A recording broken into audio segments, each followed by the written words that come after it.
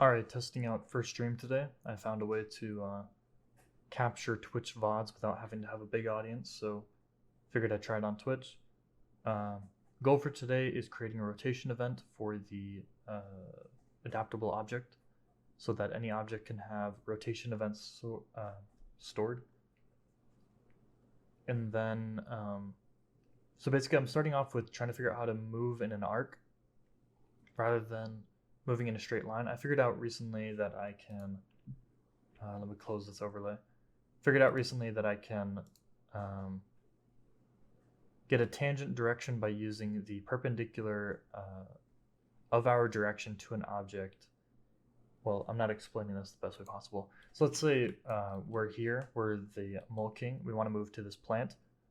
Then the easiest way to do that would be we get the position of this, we get the position of ourselves, and we subtract this position from that position, and then we just have that as our direction. We can normalize it so that it's just a direction, and then we can multiply by speed, have the mole king move directly to it. Now, that's fairly straightforward, very easy to do, but I want to do something a bit more complex, and so remembering my learnings from trigonometry, I knew I could get a direction perpendicular to this in a three-dimensional space using a cross product. So what I would do is get the direction to the object, just as I said before, then get the upwards facing direction of our character, which is always going to be the upwards direction globally. So I'm just simply using vector up because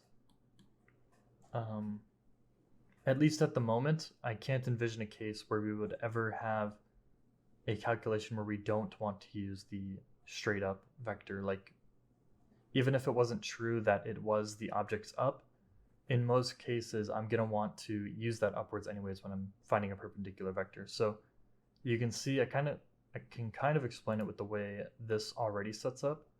So we would have a direction going here to the grass. Then we would take the cross product of that vector with this upwards vector here, the green one, and that would get us a perpendicular vector. Now it wouldn't be either of these red or blue. It would be, if I rotated it, let's rotate a bit like this just to get a rough, it would be this red one here where it's pointed out in this direction. So now we would have the direction to the object as well as the perpendicular direction from that. And the reason that's important is because we can get something in between there to get a movement that is diagonal to this. So let's go in an upward view, and we can say that if we had a direction here and then this direction that way, what we could do is get a direction in between the two and move to that spot in an arc. So we could say, we could use a built-in Unity function called slurp, which is spherical lerp. And essentially we could have a point triangulated here, essentially making a triangle from this to this, like that. And then we would move in an arc to the point here, and then move in an arc to the point here. Now it would kind of be two humps rather than a full one arc, and I might want to do something else instead of that, but for now what I'm thinking is I can move in an arc here, move in an arc there, or even just move in an arc there and then straight to it.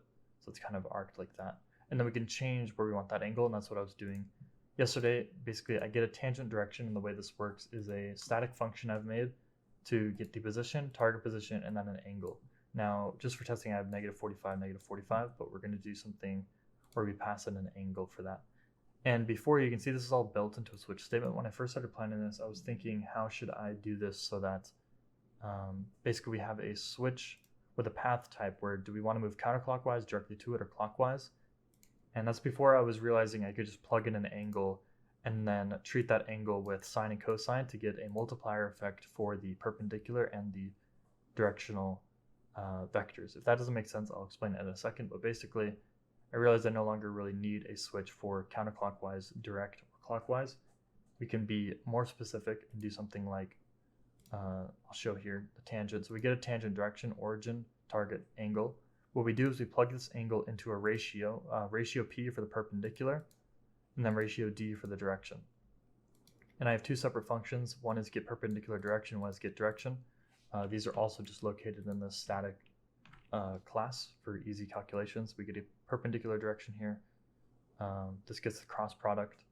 Luckily, I don't actually have to build the cross product function myself. I actually did that at first, and then I realized they already have a cross product, so might as well just use that. Then we get the tangent, we get the perpendicular, we get the direction, and then what we do is we get the angle, convert that into radians because the built-in sine and cosine take radians, not degrees. And then that'll get us a number between -1 and 1. If you don't know how sine and cosine work, basically the sine of a number is the y position of a unit circle with that angle. So if we think of an angle of 0, that's going to be flat. It's going to be flat vector on the horizontal plane, which is going to be the x. So x is out 1, the y is 0. So sine is 0, cosine would be 1. And so since we use these, essentially what we're saying is that we want to use the angle. We want to use the perpendicular to be the sine of the angle and the direct to be the cosine of the angle. So essentially we're saying the direct will be our x and the perpendicular will be our y. So if we're looking at it this way, this is our x, this is our y. So if we plug in 0, we're going to be going directly towards it. If we plug in 90, like 90 degrees right here, where it's 90 degrees this way, it's going to be 0, 1 instead of 1, 0. And so that's going to be facing directly up, and that's going to be a 1 for the sine, 0 for the cosine. Now what we do is we add these two together, multiply by their ratios. So we do the ratio of p multiplied by the perpendicular, ratio of d multiplied by the direction. Then what we do is we take that result and we divide it by the absolute value of the two ratios added together. So basically, if this is 1, this is 0, we want to multiply them together, then divide by those added together. And obviously if it's 1, it's not going to matter. But if we had something in between like 0.5 and 0.5, then it does matter to divide by that. Or maybe it doesn't because it's always going to be 1. So maybe this is actually pointless. I think it is. I think it is pointless. I think the sum of the ratios is always going to be 1.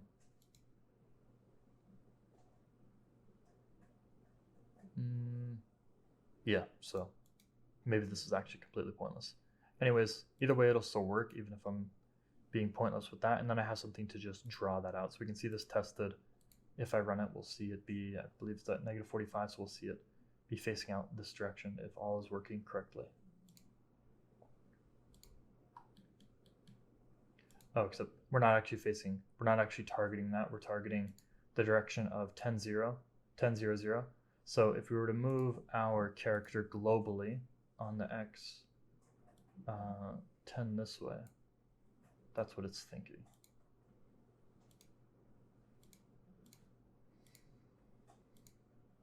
And so you can see, let me pause this. You can see this is our direction that we want to go. This is our perpendicular. And we did -45, so it's going to go this way to here, facing that way. And I believe that would be square root over 2, well, square root of 2 over 2, and then negative square root of 2 over 2, if I'm remembering unit circles correctly. And then if we did something instead like just straight 90, we'd see that to be 0.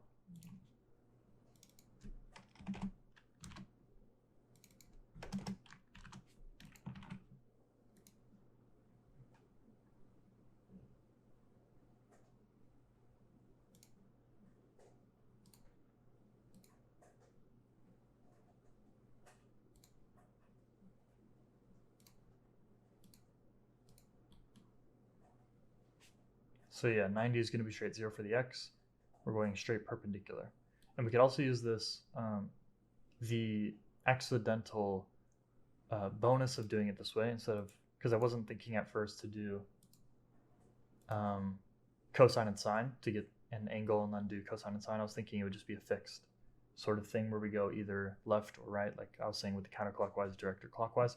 But just plugging in an angle here, something cool we can do is just say like 180. And if we do 180, we can essentially say that we're going to move away from the target rather than moving to it, which is great for having a nice modular system that can do any direction towards or away from an object. So now when we play, we could say go in the opposite direction. So essentially we're going to go to our move data, we're going to get rid of path type, and we're going to replace that with an angle. and I'm thinking it can just be a byte because it's only going to be negative 180 to 180. I believe the range of a byte is 256, if I'm not wrong. Actually, no, we need to use a short because basically a byte will be,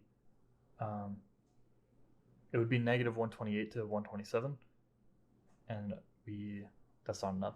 So we need to use a short. Unfortunately, because it's so close to being a byte, but not gonna work. Anyways, we're gonna get rid of path type, and I think I'll stop talking now and just kind of start working.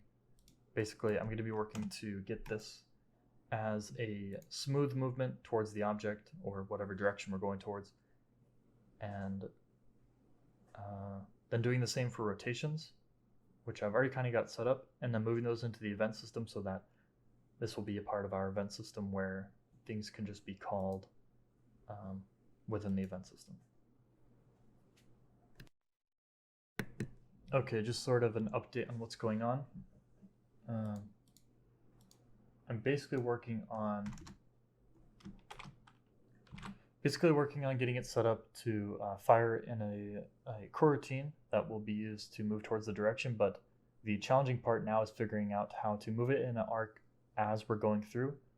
I'm thinking how we can best do this so that we begin moving here, and so we have our destination here.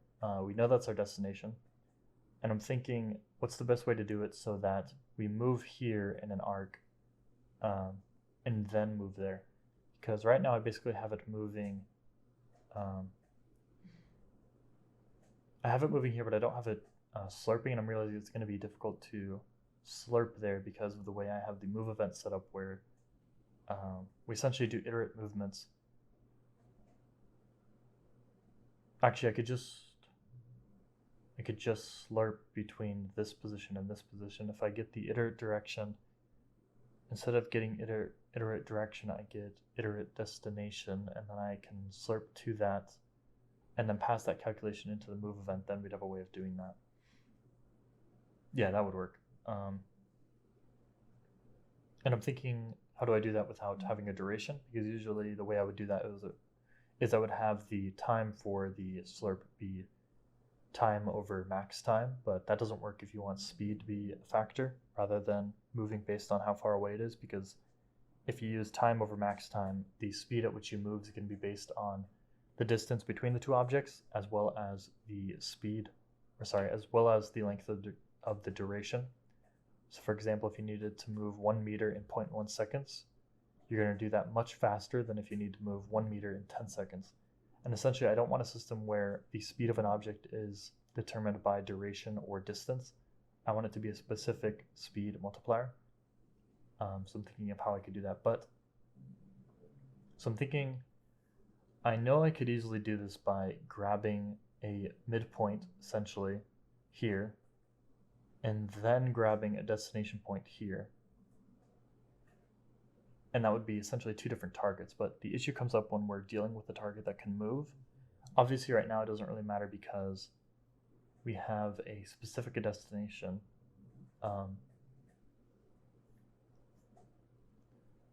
So it wouldn't be a big problem, but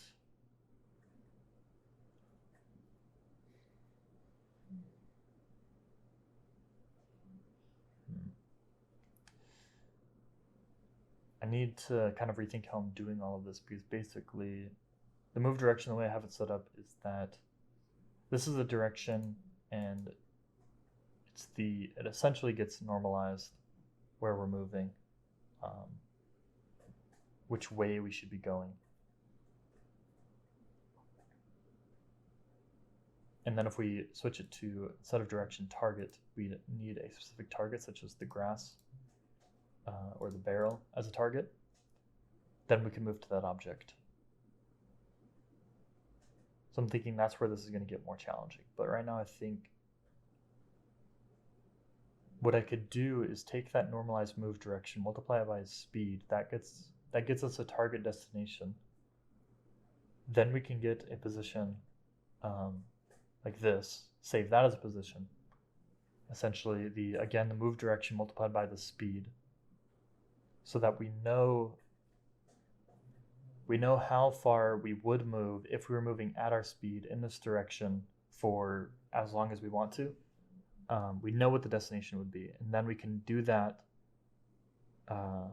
with two conditions. Did we reach the destination, and have we passed our duration time? So essentially, that'll get us a way to move on the speed to a destination, let us slurp to it, and allow us to move on an arc to the midpoint and then to the target.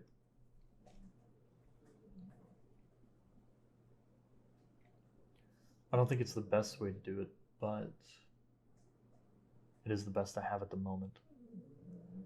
So I think that's what I'll go for right now. Yeah. Basically right now I'm trying to think of an equation to get the time to a target, and it should be pretty straightforward once I figure it out, but I'm just kind of outlining it real quick. Something that always helps me when I'm not sure what to code is first kind of just write in comments what I need to do, and then kind of work through it, how I could turn what I need to do into an equation, a function, whatever.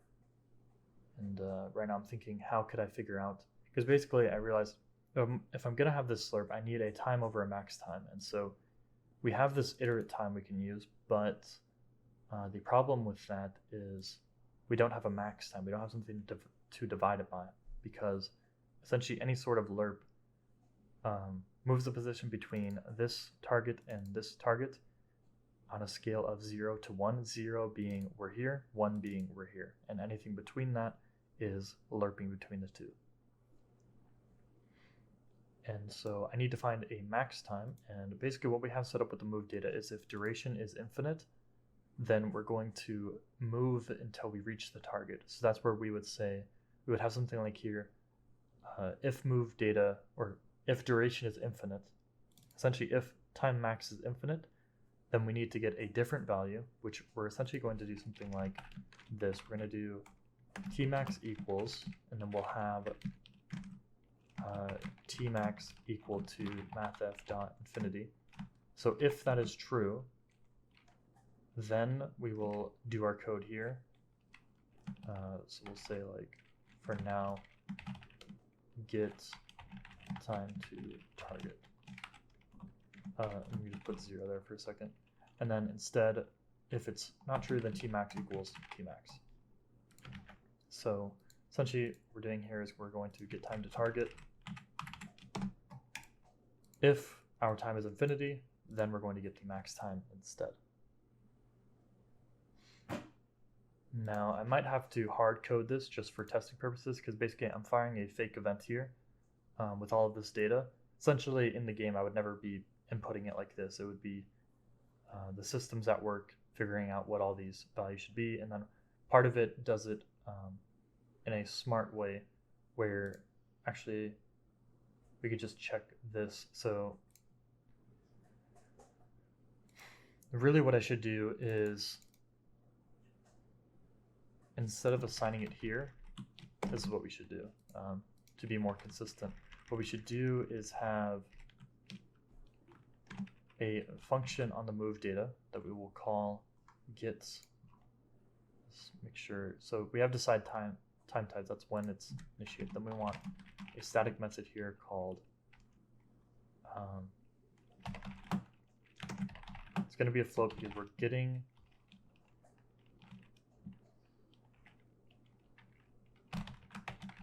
we're going to do get max time, because I think that makes the most sense, because I'll know this is get max time for like a coroutine, and we're going to pass in we're just going to need the move data.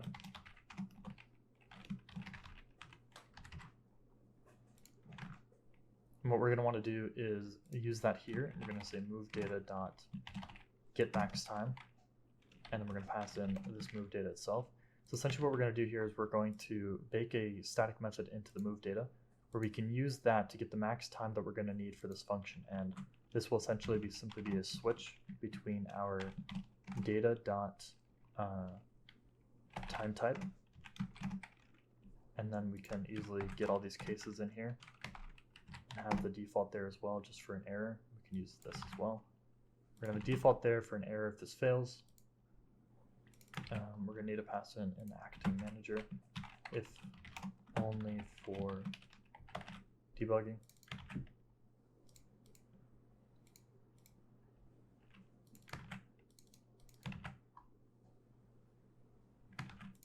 Okay, so then we're going to do here is have it be instant duration completion. This one we're going to return 0. This one will return idata.duration. So essentially, this switch statement is being automatically generated when we create a move event by decide time type. So every time we create a move data, it's going to go to time type equals decide time type, and it's going to pass in the duration that's from the move data when it was created. And it's going to look to that duration and say, if it's greater than 0, well, if it's 0 or less than 0, it's going to be an instant. This movement's going to happen immediately. And I also have an error here because you should actually never be calling this if it's instant, because I have a specific method for when you're calling a move data event, but there's no, it's instantaneous, because we can shorten that to just move direction and arm wiping movement, because essentially we're not going to have a target because there's no need for a target because we're not tracking a target. Essentially, the tuna methods here are a useShortID for a move target, which would let us track an actual object being moved, and then a direction for a movement direction. Then we also have stuff like speed, path angle, duration, and none of that matters if it's an instantaneous movement, because what does it matter if you're moving in an arc if you're going to be there in an instant? Like, you're not going to see the arc because it's in teleportation essentially. So we have all these that are not used, and instead of going through the trouble of saying what is the duration type, we just immediately say time type is instant, because we know if you're calling the move data with this simple call, you don't want the duration, you don't want speed, you don't want path angle, and so it's going to be an instant movement. We know that. So anyways, then if the duration is more, if it's infinity, if it's plugged in as infinity, then we're going to say we're moving to completion. If it's not, then we're going to move for the duration that we have. So that decides our time type. Then when we actually need to use this information, we can call this method here, get max time. We're going to pass an acting manager, we're going to pass a move data. Then we can use that time type that gets set on the initiation of this data for when we need it in an actual coroutine. So we'll return 0 if it's instant. Duration, we can just return duration. And then this is where we have the bit of more complex stuff where we're going to need to, we're actually going to need to pass in a bit more, because we're going to need the position, we're going to need the destination, we're going to need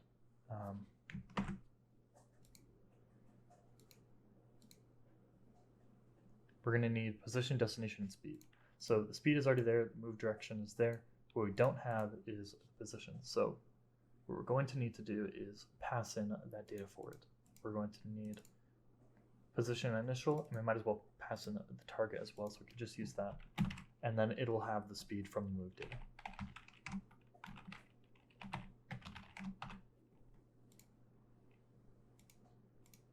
Now this is going to get more complex when we have a target that's moving, because essentially max time is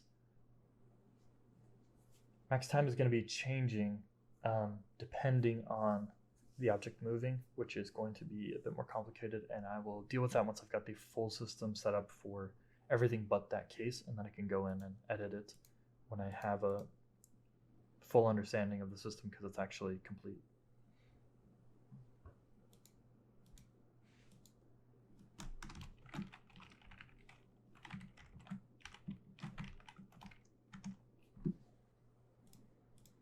So we're going to now pass in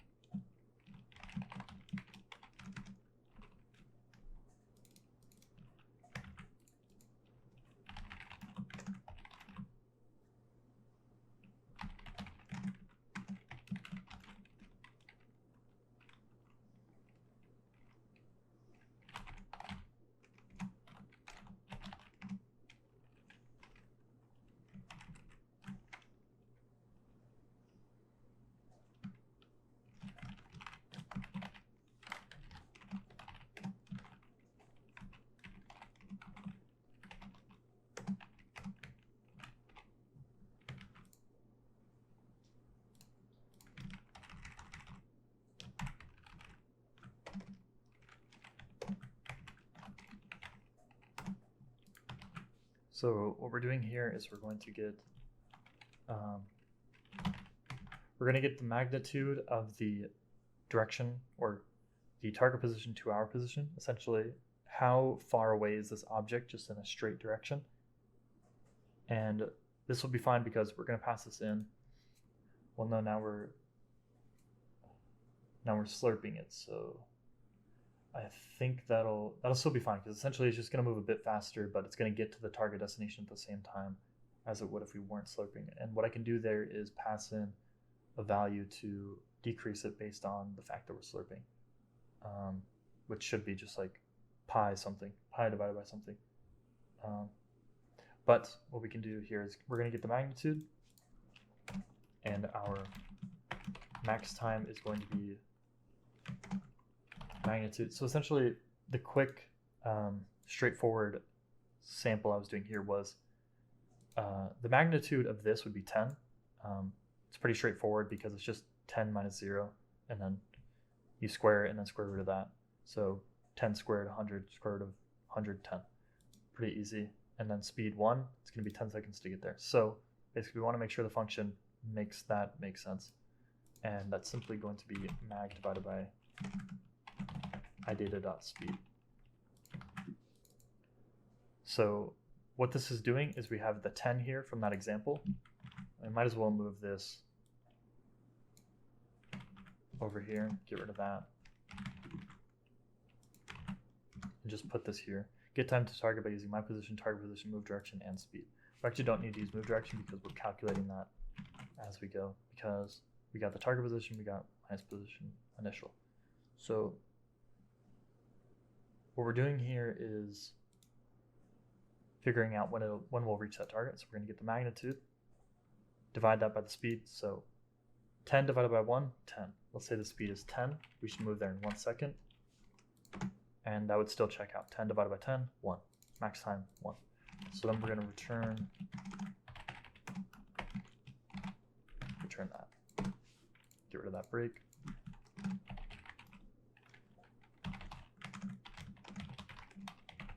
We can just go ahead and return duration. Something went wrong here where we have another case here that we weren't paying attention to, but we're just going to go ahead and return duration. Actually, it'd probably be a safer bet to just return 0. That way we instantaneously move. Okay, so now we have this for moving to completion. We'll get the max time. And then this is going to be assuming linear. So that's something I would have in the comments here. Like I would have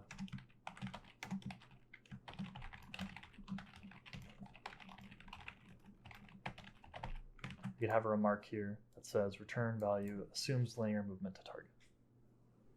And I'm going to go through and comment all of this a lot more, but right now I'm just essentially working my way to a solution. Then I'll go back, edit things I need to, and then finally comment. That's why you'll see some of my code is really well commented, and then the code I'm doing right now is not. That's because I am tackling the issue first, then I'll go back and change it to make it better, then I'll go back and comment it. But I think I'll keep working on it. I think that's enough of an explanation of what I'm doing right now. Well, that looked cool. It certainly looked cool. It's not what we wanted, so there's that. I really, I don't think I'll ever get over debug drawing lines frame per frame.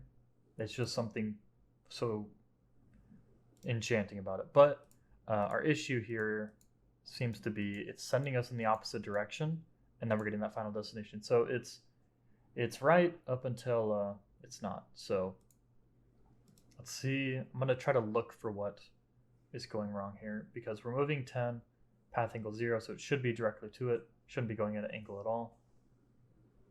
Let's see. Time type duration, that should be fine. Target type direction should be fine.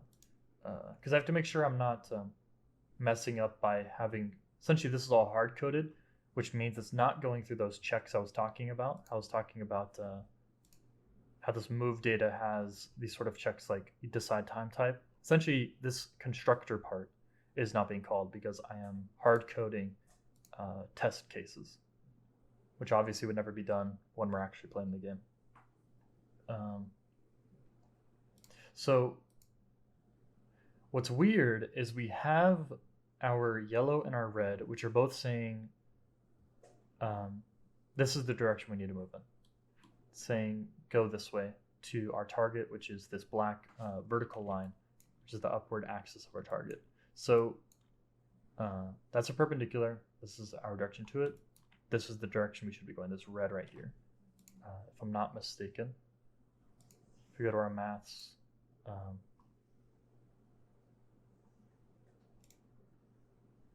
so it's getting that tangent, drawing it, and it's drawing it straight towards it. And we'll see if we do something like 45 instead,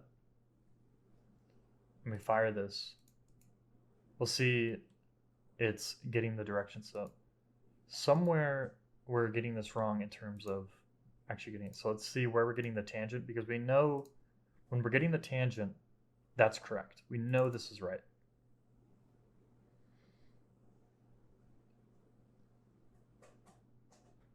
So we normalize it. That shouldn't be an issue. And we're drawing it. That's the red right there. So that was... So even that's still correct. So when we return the tangent midpoint, it's still correct. So somewhere here we get it wrong. Now,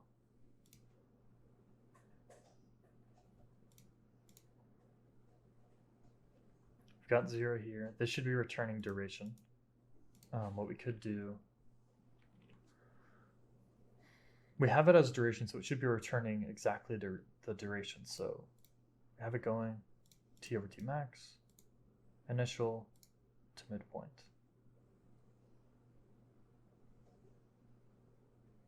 We could test, I'm going to test to see if it's just the lerp, but basically I'm just going to go back on mute as I test, trying to figure out why our slurp is not actually working.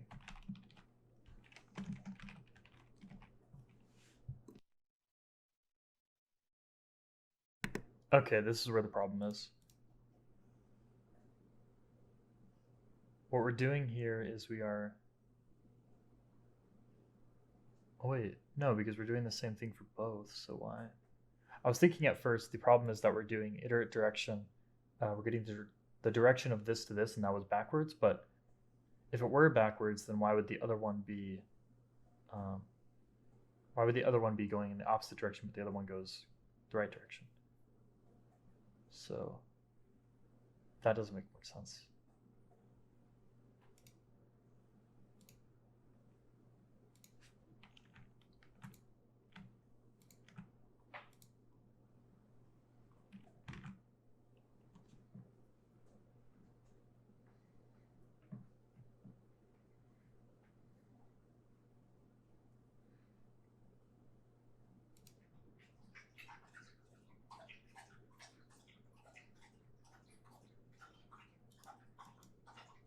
That's my dog drinking water.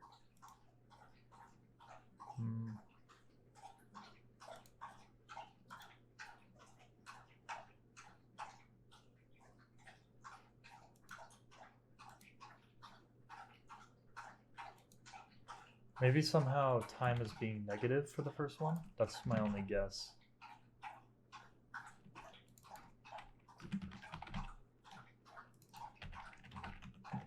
Let's see.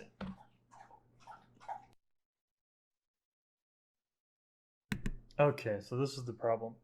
The problem is I'm drawing the direction, but I'm drawing the direction from our initial position. So that's why this is correct and the other one's not, because essentially we're not returning a midpoint, because should have been obvious when if I just looked at the naming here. Essentially I've got get tangent midpoint, which should be a position, but we're returning a target direction. So we're returning a direction, not a position. So what we need to do is, instead of draw direction, what we should do is get direction. Get rid of this. Get rid of this. And so what we're going to do is instead get direction. Yeah, okay. We're going to get direction of the iterate target direction times move data. So actually, no, sorry. we want to do the opposite of that. So it's fine to draw that, but what we want to do is we want vector 3 tangent midpoint equals my position in it plus iterate target direction. And this really shouldn't be called iterate anyways, it should be called just tangent.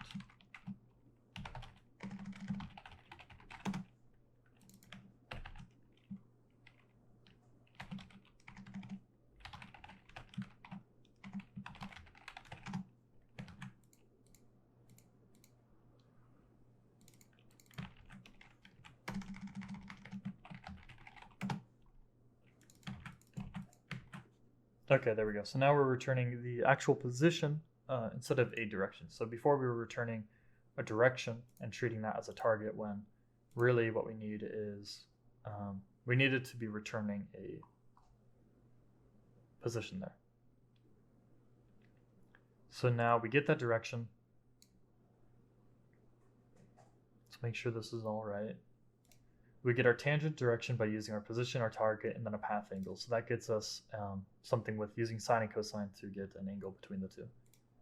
Then what we do is we get the square magnitude of that. Well, yeah, we square magnitude to see, is it greater than 1? If it's greater than 1, normalize it. Then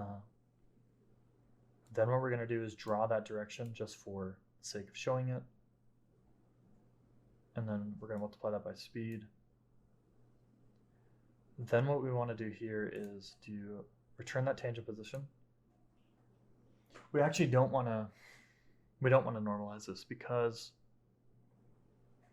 this is actually named wrong. Because we're returning a position, not a direction.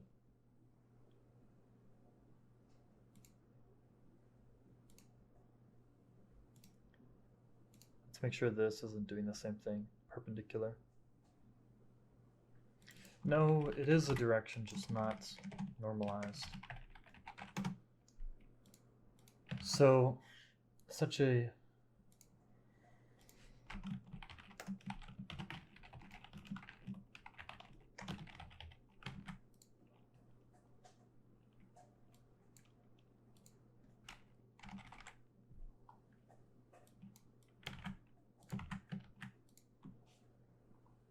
So direction is not normalized. That's what we want. We don't want it to be normalized. Get tangent direction. This is going to get us the direction along with the magnitude for that direction, tangent direction. So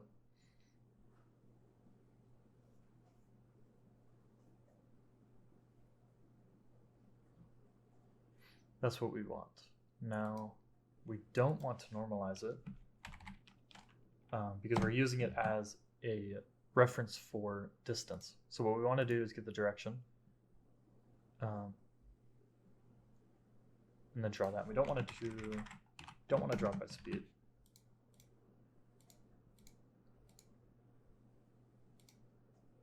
Now what we want to do for the actual position, because we're going to be using this as a midpoint, as a position to move towards rather than a direction to move with. So what we want to do is get tangent midpoint. What we're going to do is, same way we're drawing the direction by passing in the origin, which is our position, and the direction, tangent direction. We're doing the same thing by taking the position is going to be my position plus tangent direction. Then we're returning that. So now we're actually getting an actual position. Before we were getting we were essentially using the direction as position, which is not what we wanted to do. And now we're doing that correctly. We're getting the position.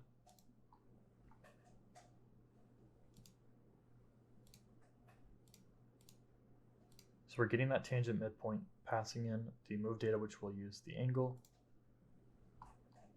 And honestly, are we using anything else from the move data?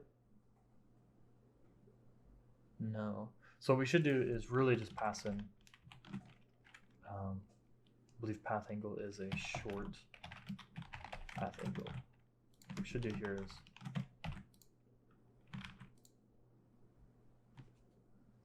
and we should change this too. We shouldn't be treating this as float when it's not going to be a float. Well, No, we're going to take it in as a float because we can take a short in as a float, and then that'll allow it to do the math here. Because obviously with this stuff, we want it to be treated as a float. Actually, maybe treat it as a double, don't we? A lot more accuracy. I'm thinking double is better than a float, but it's not as accurate as something like a long. I don't think it would be as accurate as a long. And considering that this is going to be a calculation that's happening momentarily, and then we're immediately wiping that data. So it's not like we're storing this long as value. If we were storing it, then I'd be tepid to use a long, because in that case we would, if we're using a long, then we would be storing a lot of data for that long because it's a 64-bit number. But considering the fact that this is just an iterate thing, but it's also going to be called quite a lot, I think I'll just use double. Double should be fine.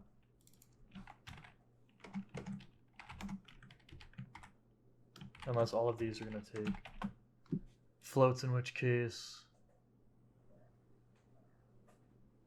yeah, okay. We're just gonna use floats.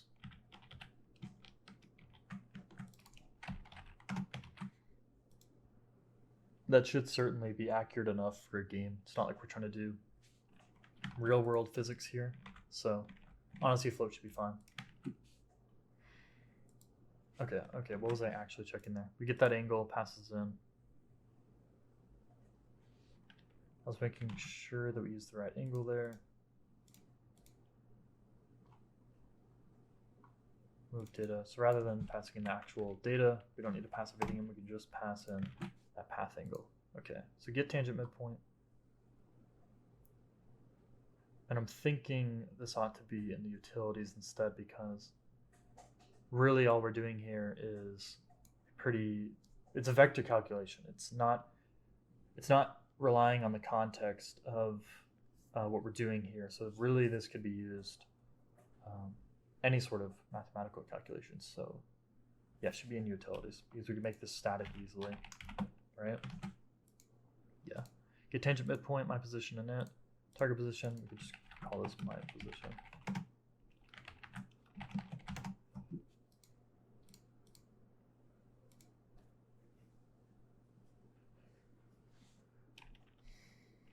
Yeah, okay.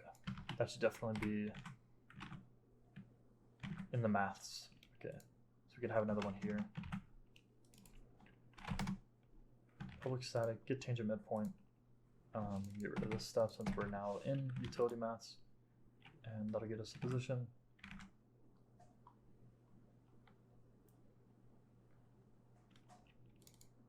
Could probably call this origin instead, right?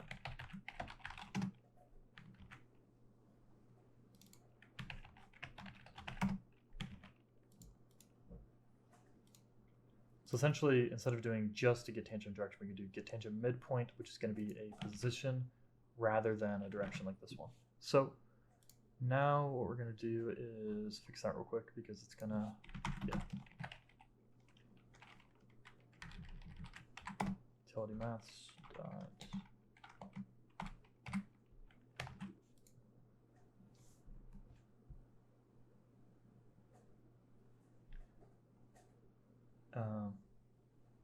okay, so now we get that midpoint. Should be the actual midpoint now. We can get rid of these real quick. Should have something at the beginning of this, just for a little bit.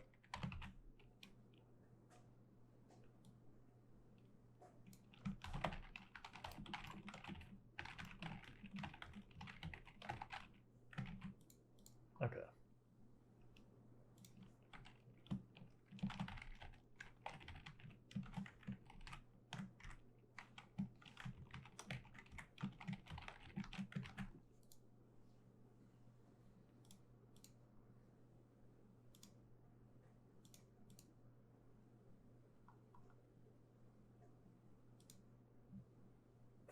This is just for debugging, draw that direction. Okay, there we go. So now we move to it at a speed of 5. So if we were to time this real quick, and luckily we already have a timer here, we can see game time. So let's do start real quick and then pause it. We're at 0.14 seconds. So what should happen if we fire this immediately at 10, and it would actually be better if we did this. Right as this finishes, we do debug.break to pause the game and get timing for exactly how long this takes. If everything is working as it should take exactly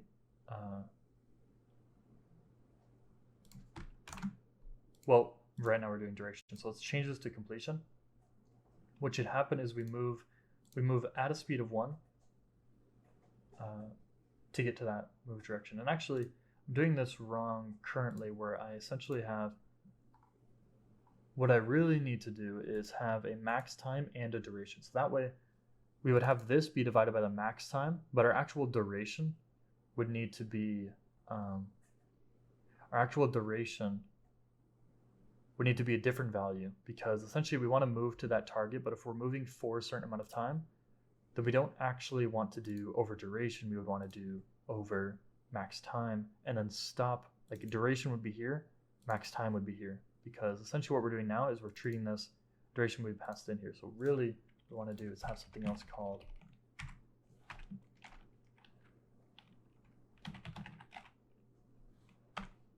actually we would do this, tmax equals that, and then instead we would do t over move data dot duration. So while it's less than the duration, and if that's infinity, that's fine, because essentially we're going until we reach the target.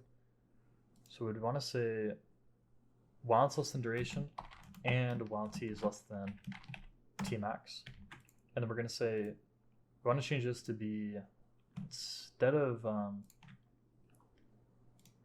this. And so since it's not actually going to be using data now, we should actually have this not be a part of the move data. We should have this be probably just a part of maths as well, because essentially this is something we could always use. We're not going to want this. We're going to want to float speed. We're still going to want manager. We're no longer going to be doing a switch here. Essentially we're going to be getting, instead of doing all the switch stuff, we're going to basically just, we are just getting the distance between two vectors and getting the speed of that. So really this should not be in move data anymore, since we're not using that switch. So we can pull this from here, move it into maths here.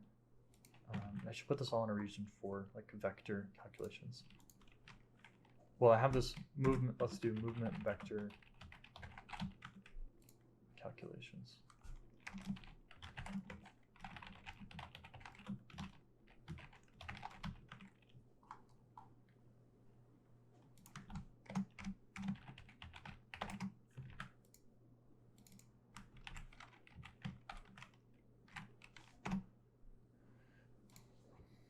Actually, let's just not even include that. Okay, now this is going to be messed up, obviously, so I want to change this to get rid of that, and pass in here data.speed. So we're going to get the max time based on our speed. So now we've got a max time that'll be used here, and then we have this here. So we go as long as the duration, or well, yeah, this should be or. So as long as we're less than the duration, so let's say it's infinity, well then we're going to rely on this instead, which is going to be our max time to reach target. So this should be called, because it's a bit more understandable if I do that, get time to target. So then we can always say, let's also change the naming of this since it's in here now. Change this to origin. Just change this to target. So now we have origin, target, speed. Pretty simple there. We're going to get the magnitude of target minus origin. Actually, it wouldn't matter whether we do origin minus target or target minus origin, simply because magnitude is always going to be absolute value. But anyways, get the magnitude, max time. Let's change this to t to target. Might as well have it verbose here. Time to target is going to be magnitude over speed. Okay, so that's how much time it should take to get to the target, which is going to inform how quickly we move on the slurp. So now we got the slurp, let's go ahead and make the slurp again. Iterate slurp position. And then of course we take this, change it from a position to get direction. And then we're going to do the move event there, iterate slurp, and then we're going to do the same thing here, where we take this, we're going to do, well, let's just change get time to target, get rid of that. It's going to be move data.speed. Get time to target, okay. Quantity is less than 2 targets to target, and of course we need to change this again. I'm thinking we could plug this into an actual function itself, since these operate the same way, the only difference being the position and the destination. So it really should be its own function. But for now, I just want to make sure this all works before I start doing stuff like that, sort of cleaning up stuff like that. Okay, just leave that for now, and this should work. And we could time pause it as soon as possible. Okay, 0.14 again. Then what we're going to want to do is do this event right now, move 10 at a speed of 1. It should take us 10 seconds to get there. And we'll see if that is true. If it's not true, then I've done something wrong. So we've got completion in our direction, no angle. Let's see. Okay, so the time is off there. Could be because we're slurping, and it shouldn't be because we are, but it could be because we are.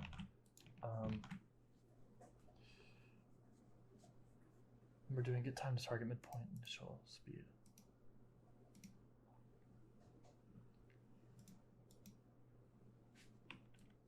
I'm thinking we ought to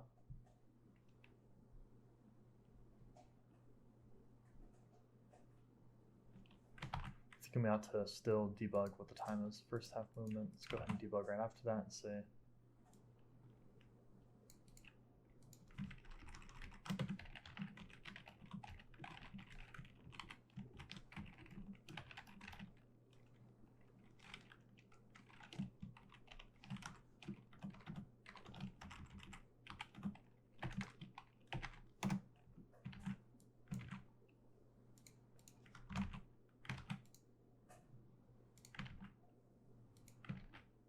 so this should be,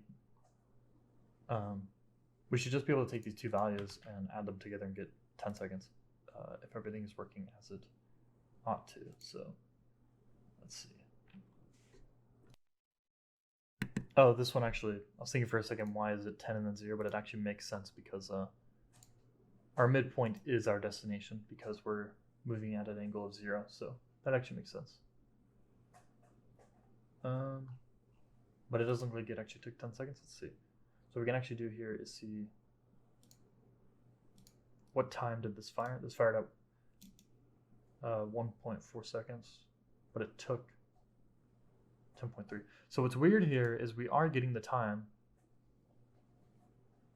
of 10 and 0, so 10 seconds. What's weird is that it's not actually amounting to 10 seconds. So perhaps this is T over our target. We're lerping.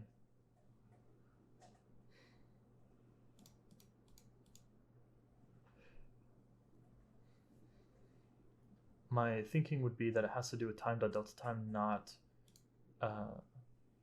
being as consistent as it should be, simply because we're in editor and not in game. But let's try fixed. Let's try fixed for this.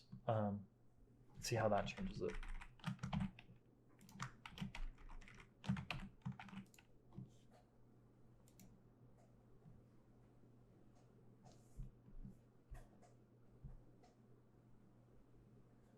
So I'm thinking we'll get 10 seconds still.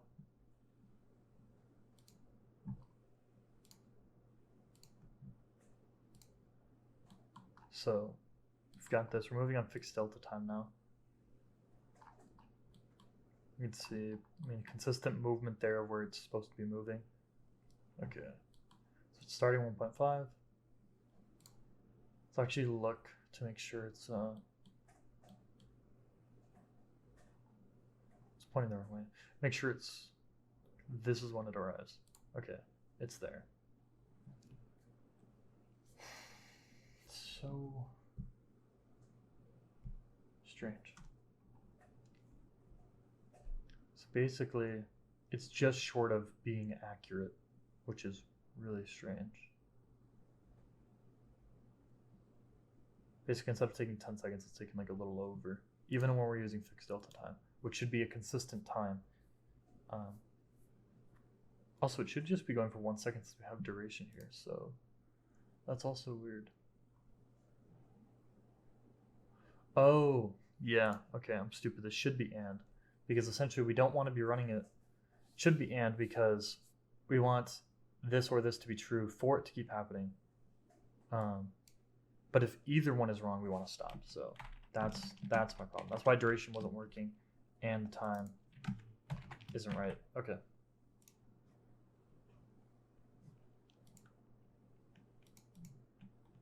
Okay, so now if we have duration 1, should go immediately there. Okay, pauses right away, which is a good sign. Also, let's see.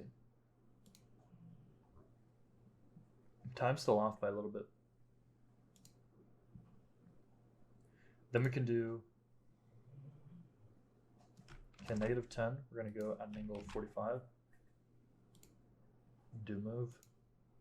So now it goes like that. So now really, I think we could have these both be slurp and it wouldn't be too bad.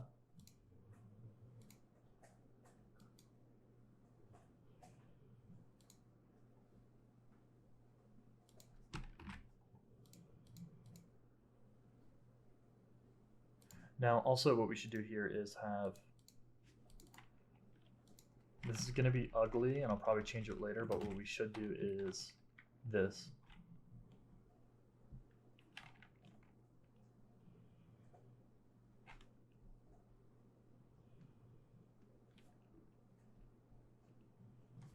We're going to say move data dot path angle equal to path angle modulo 90 equal to 0. So essentially what we're doing here is we're saying if it can be divided by 90 and gets a result of 0, then we'll lerp, and if it can't, then we'll slurp.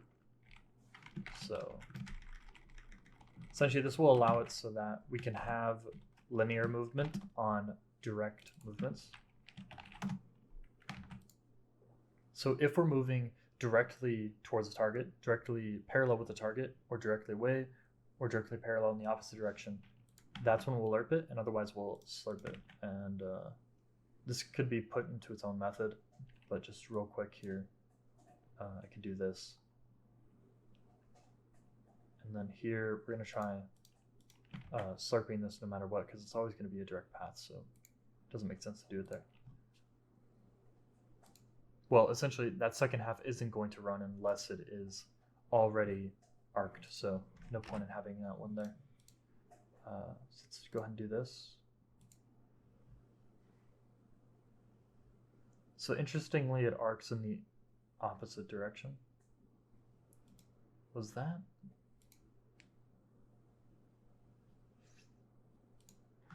So if that's not consistent, I'll probably have to make my own way to lerp at an angle, and I'm thinking what I can do is just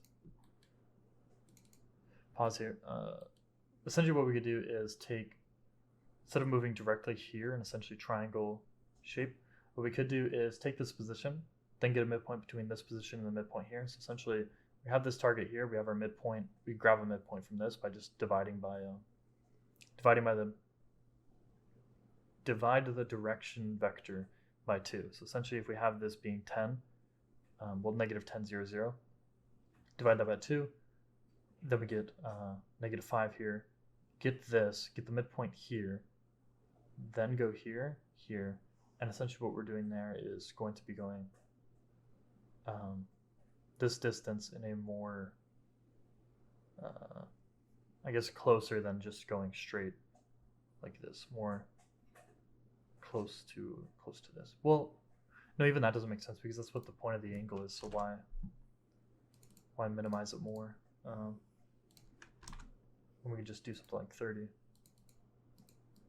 And we're already reducing that, but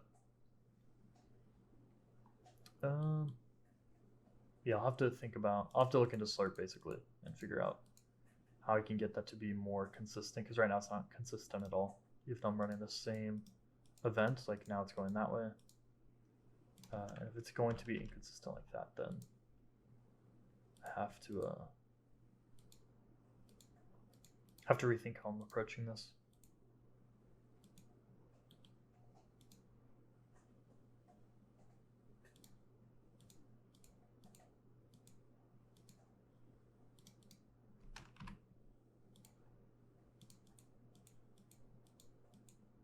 So that one's actually a perfect circle.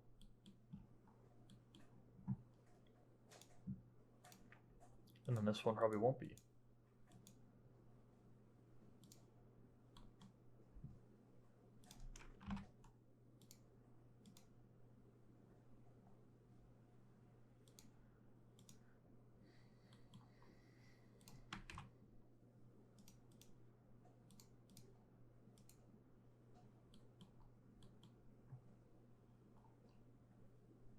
So that's because we have duration basically, and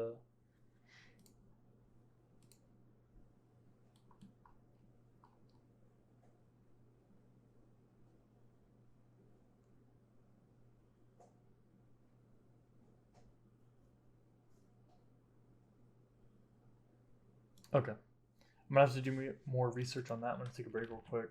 But essentially, in between that, after that, I'm gonna have to do some research into Slurp, see if there's a way to get it consistent. If not, I'll have to think of a different way to be getting arc movements. It shouldn't be too crazy. Essentially, what I would have to do is iterate on that position to that position, and then constantly find tangents based on an arc, and I can predefine how I want that arc to be.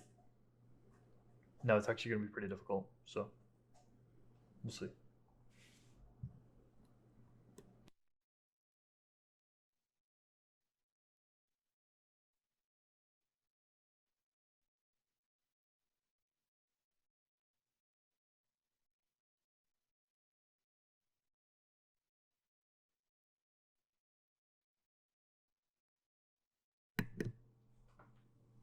Okay, so today my goal is to work on the AI movement, to have the AI move with the arc movement I made yesterday.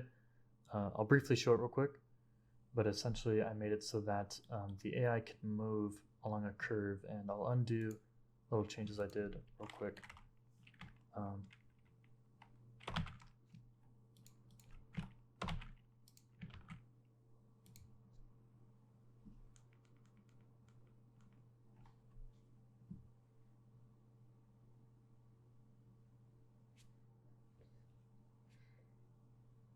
Okay, so I have it going through the replay event right now because I can just catalog these movements into the replay system. So I'll show the replay, and I'll get rid of these real quick because I was testing how this works with the nav mesh, and I need to do some changes to have it work with the nav mesh, but I'll show real quick what's going on. So you can see we're moving along this curve. Although, let's make sure. Okay. So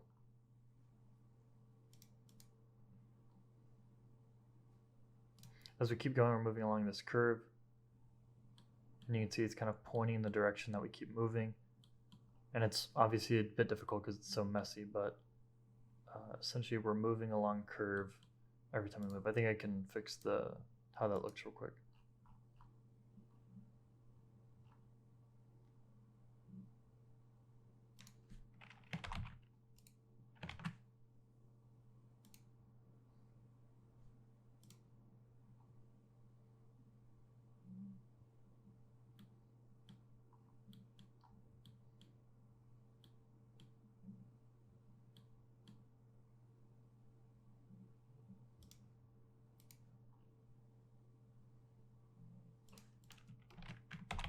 Okay, so basically what I'm commenting out here is a line I was trying to do last night to get the movement to be uniform across the arc, because basically it's adjusting the speed based on the length of the arc. So for example, we're going from this point to that point and we know how long that's going to take, but we have to adjust the speed based on the fact that we're going along an arc.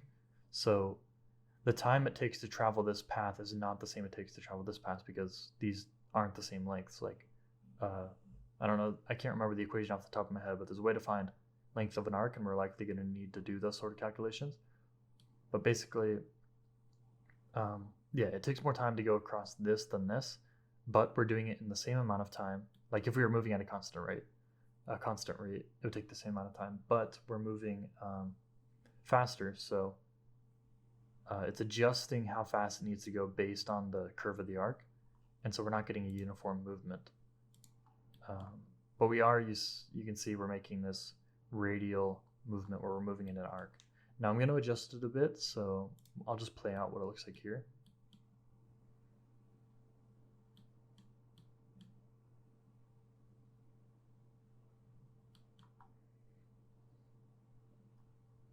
You can see how it sort of moves in an arc, and a part of, I think, the reason it's jittering is because I have it as a nav agent and we need to make some changes there, but if we do transform, it should move just fine.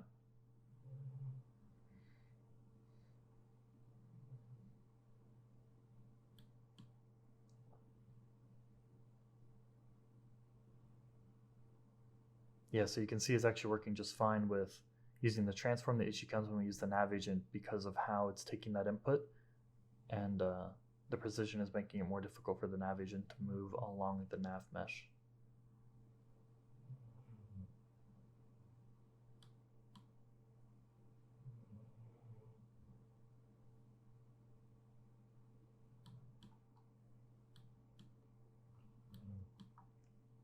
Now, this looks pretty good.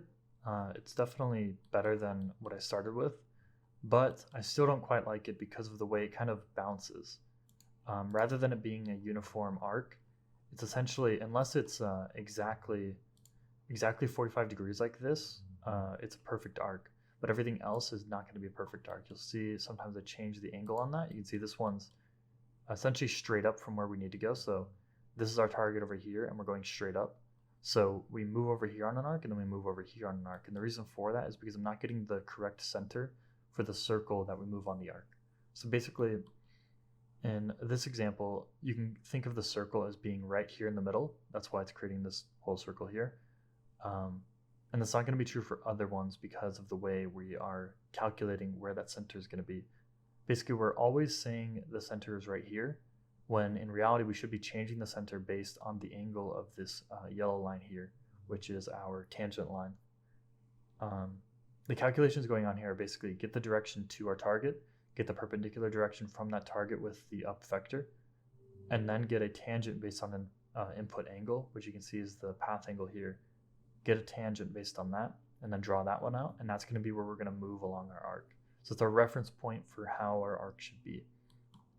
The issue comes when we're going out here somewhere where it's not just straight out like this. So if you know anything about trigonometry, if you take the tangent of 45 degrees or pi over 4, then it's going to be 1. So you can think of this as like our center is going to be the midpoint between these two, but multiplied by the magnitude of the perpendicular, well, the magnitude of half the midpoint, the magnitude of half the distance between the two. No, sorry, okay. It's the magnitude of the distance between the two multiplied by the perpendicular vector multiplied by tangent of the angle. Tangent of the angle with that angle being 1 minus the tangent of that angle. So that's a bit complicated to just say and try to understand. But basically, we're taking this length, so let's say this is 10. We're taking 10 multiplied by this vector. So multiplying this vector essentially would make it longer or shorter. So if we multiplied it by 10, it would go out even further than it is now. And if we multiplied it by 0.1, it would be shorter. It would be a tenth of what it is now. So we're multiplying it by that magnitude but then we additionally multiply it by the tangent of our angle, 1 minus the tangent of our angle. So this is going to be pi halves, or 45 degrees here. And so we multiply it by the tangent of pi halves is going to be 1. So we do 1 minus 1, 0. So we do 0 times perpendicular vector multiplied by the magnitude, we get 0. The center is right here. So it's this midpoint, and then, sorry, offset by the midpoint. So we take the midpoint, and we subtract 0. So that one's easy. For the other ones, what we're going to have to do is then offset the center by that magnitude. So let's say it's going to be pi the next time. We're going to move that offset to here, and now the circle is going to be centered about here, with our blue perpendicular line basically being out here. So essentially, it's going to be the length of this magnitude along our perpendicular vector if our input is pi halves, or 90 degrees. So 90 degrees here, we're going to have pi halves, and that's going to equate to this length along our perpendicular vector. So the magnitude of the distance between A and B multiplied by the perpendicular vector, normalized perpendicular vector, I should say that, it's normalized, so with a length of 1. So this blue, it would be automatically shrunk to 1, and then we're multiplying it by this magnitude to get to 10, which is going to be this length here. Then from there, our center is going to be offset from here by that. So our center is going to be here, and allows us to move along an arc that is going to be along like that, except it's actually going to be flipped. So we actually need to do the inverse of that. So it would be this out here. So it'd be this direction, centers out here, and now we'd move along with the center of the circle here. You could imagine the arc would be out here and then go through to here, creating a lower arc, so a tighter arc along this movement. Now, something that I'll need to hard code is that if you set it to 0 and want it to just move straight to it, because if we were actually to do the tangent of this, we would actually get a point out here, and then you would move along vector like that. What we really want when you're at 0 is just move straight to it, because essentially we're saying if it's the path angle 0, what I want is to move directly to it. So instead of doing any arc at all, no arc at all. Now, currently I have a system where you do 2 movements. You go, this is 1 movement calculation, and then this is the second movement calculation. What I want to do is streamline it to just 1, so that we get rid of that sort of double bump going on. I think that's a good explanation for what I'm tackling right now. I also need to fix the navigation so that the AI can collide with things and not break. So we can show that here if I switch this back to being a nav agent. We'll see that when he collides with things, it all gets messed up, because essentially it's tracking where it should be. And this is not because of the replay system. This is just because of how the movement calculation works. This issue would be occurring equally if we were doing this in live time. Essentially what we're doing is saying the place we need to move to is the position along the arc subtracted by our current position. So it's getting a directional vector based on our current position and the destination along the arc. So you can kind of see, that arc with each destination there. The issue is that we're not moving because we're colliding with this wall. So right here, we're colliding with the wall, colliding with the wall, colliding with the wall, colliding with the wall. So we're moving along this direction, but not this direction. So this directional vector that we need to move is getting longer and longer and longer. Essentially, as soon as we're actually able to move, it's going to jolt us forward. And you can see that happening here. We go half that distance in a fraction of a second, and then snap back again. And then finally, we get back to how long these should actually be. So the issue there is that we need to make it so it doesn't snap like that. And by my solution for doing that, I think, is going to be in first making the nav agent movement set a destination rather than moving the nav agent. That way the nav agent can use some of Unity's built-in navigation to move around something rather than just getting stuck on it. And then secondly, we want a way to negate the extra distance and then increase the time to get here. Now, I don't know if that'll create choppy movement, because what I'm thinking will happen is that, let's say you're going along here, and in the system we're able to check, okay, the length of this distance should always be uniform, and it's not the same length as these directional vectors here.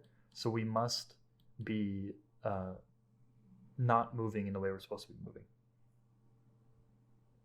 So what we need to do now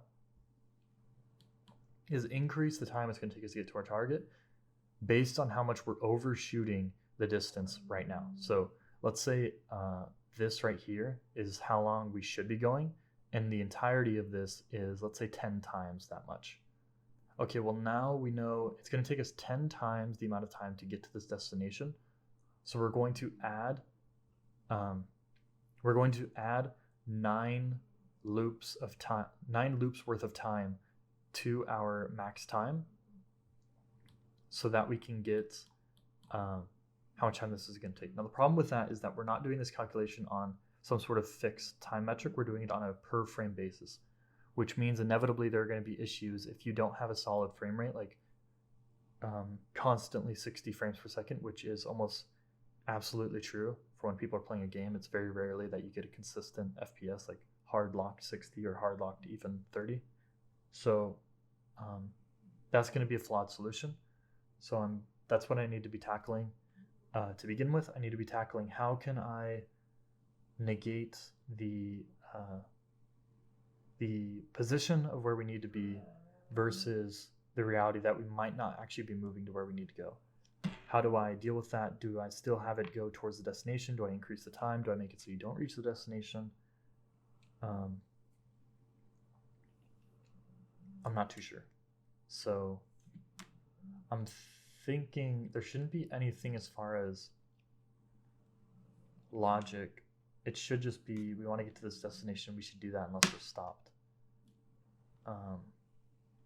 Because part of figuring out how I should solve this is also taking into account that this is meant to be part of a adaptable system in which this isn't just for AI, it's for transforms, it's for the character. Well, the player's never actually going to be moving like this because the player input's always immediate, but the idea is that it's used on literally anything. So I have to keep in mind that this isn't just movement for the boss, this is movement for any sort of object that isn't the player, basically. Even though the player does use the same system, it's just never going to be the case that the player is using these movements. Essentially, it's available to them, but they're not going to be using it. So yeah, I have to keep that in mind, how I'm going to do this. And I think that's enough of the explanation to begin with. And now I'll just get into working on it. Going to be on mute for it.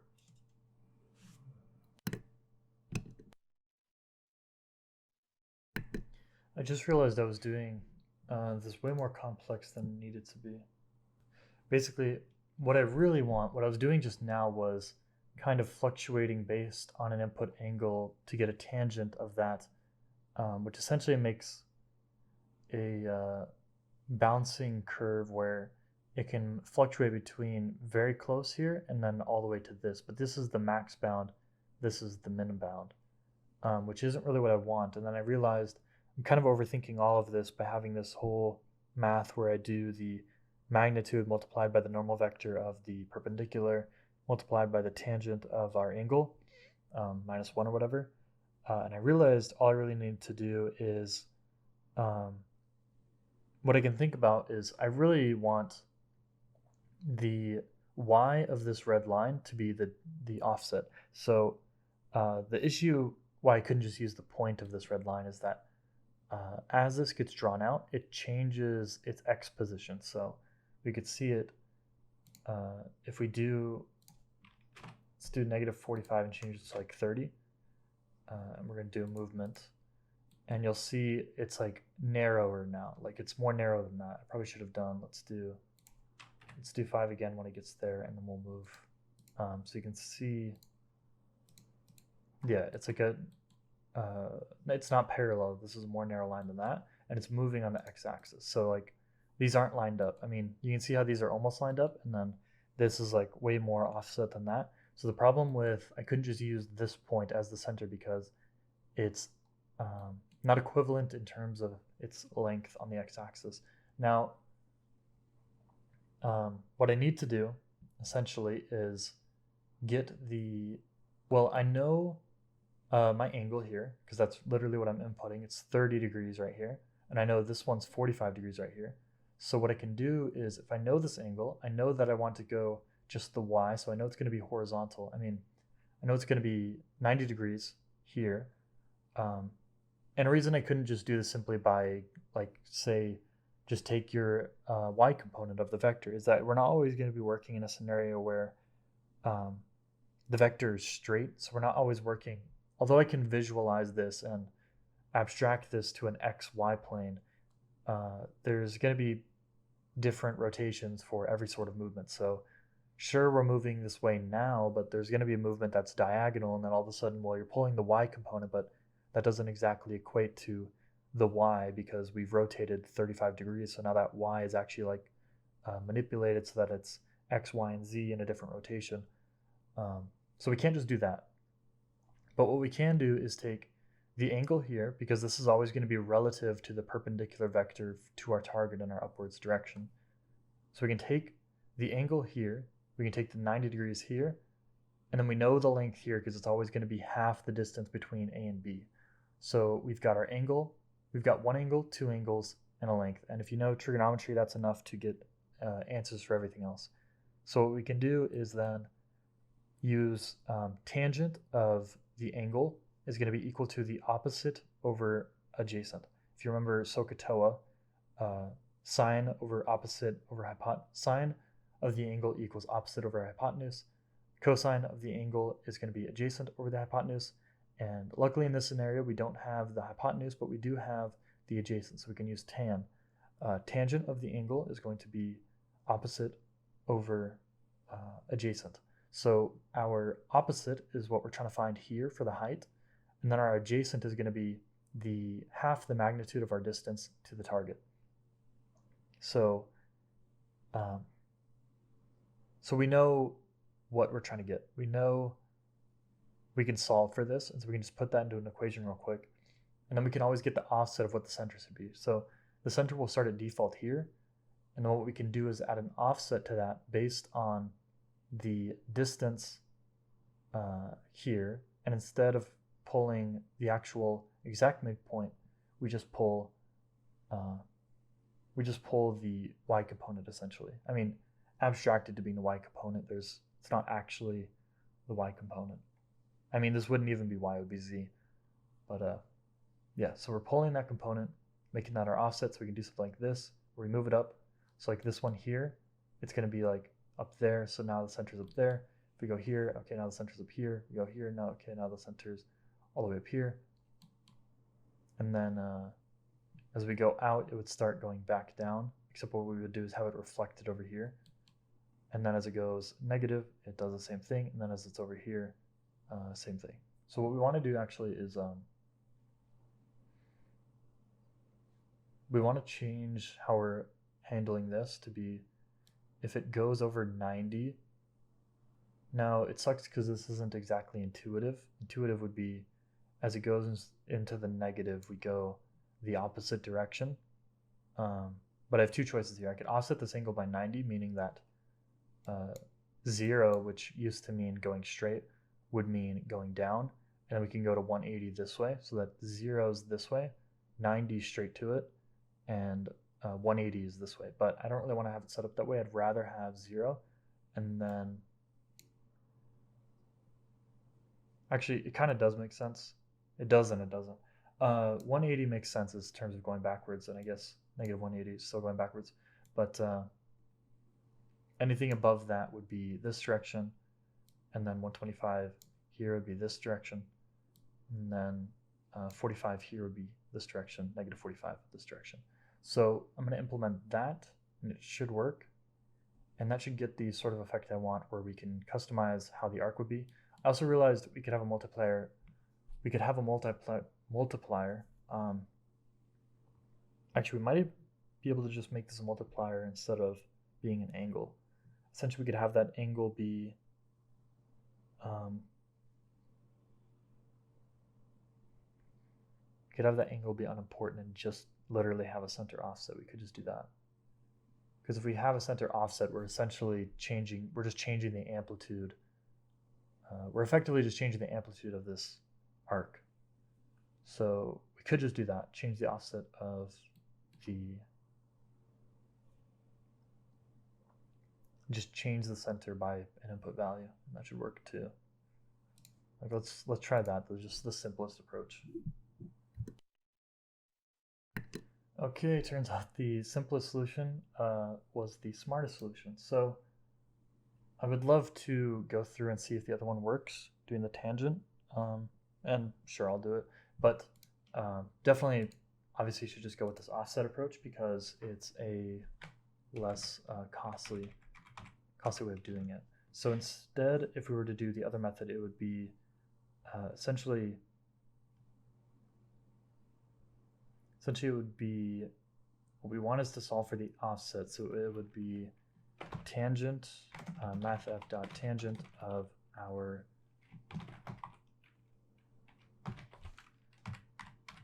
degrees to radian times move data.path angle. So it's going to be a tangent of our angle multiplied by the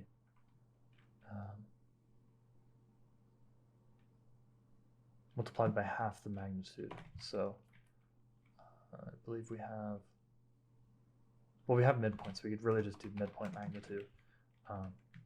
Center offset is going to be, oh yeah, so it's going to be all of this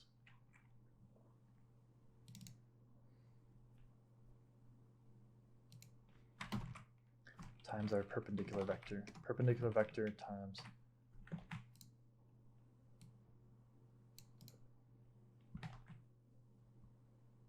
now this is what I was thinking of for essentially doing solving for the opposites by using our angle and our adjacent, but I believe it won't matter. I'm pretty sure it's still, well, this should work. So yeah, now that's actually, where is our center?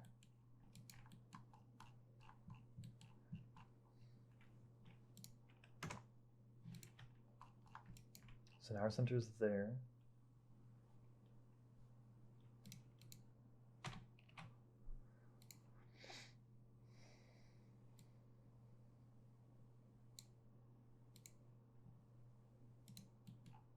So it's getting that height there. Okay.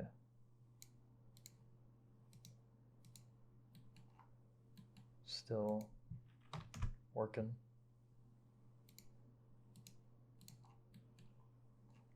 I wonder if it's because since it's tangent, we couldn't do something more. Like now, yeah, so even that sets it over here now, because essentially it's saying, I guess it makes sense because like it's getting higher on the angle and it's going to get a non-linear increment to getting there. Like if we did 30. So yeah, I honestly think in terms of it being a value we just input, it makes much more sense to just do a straight constant modification of the offset, which both the most simple in terms of mathematics and most simple in terms of understanding. So win-win all around.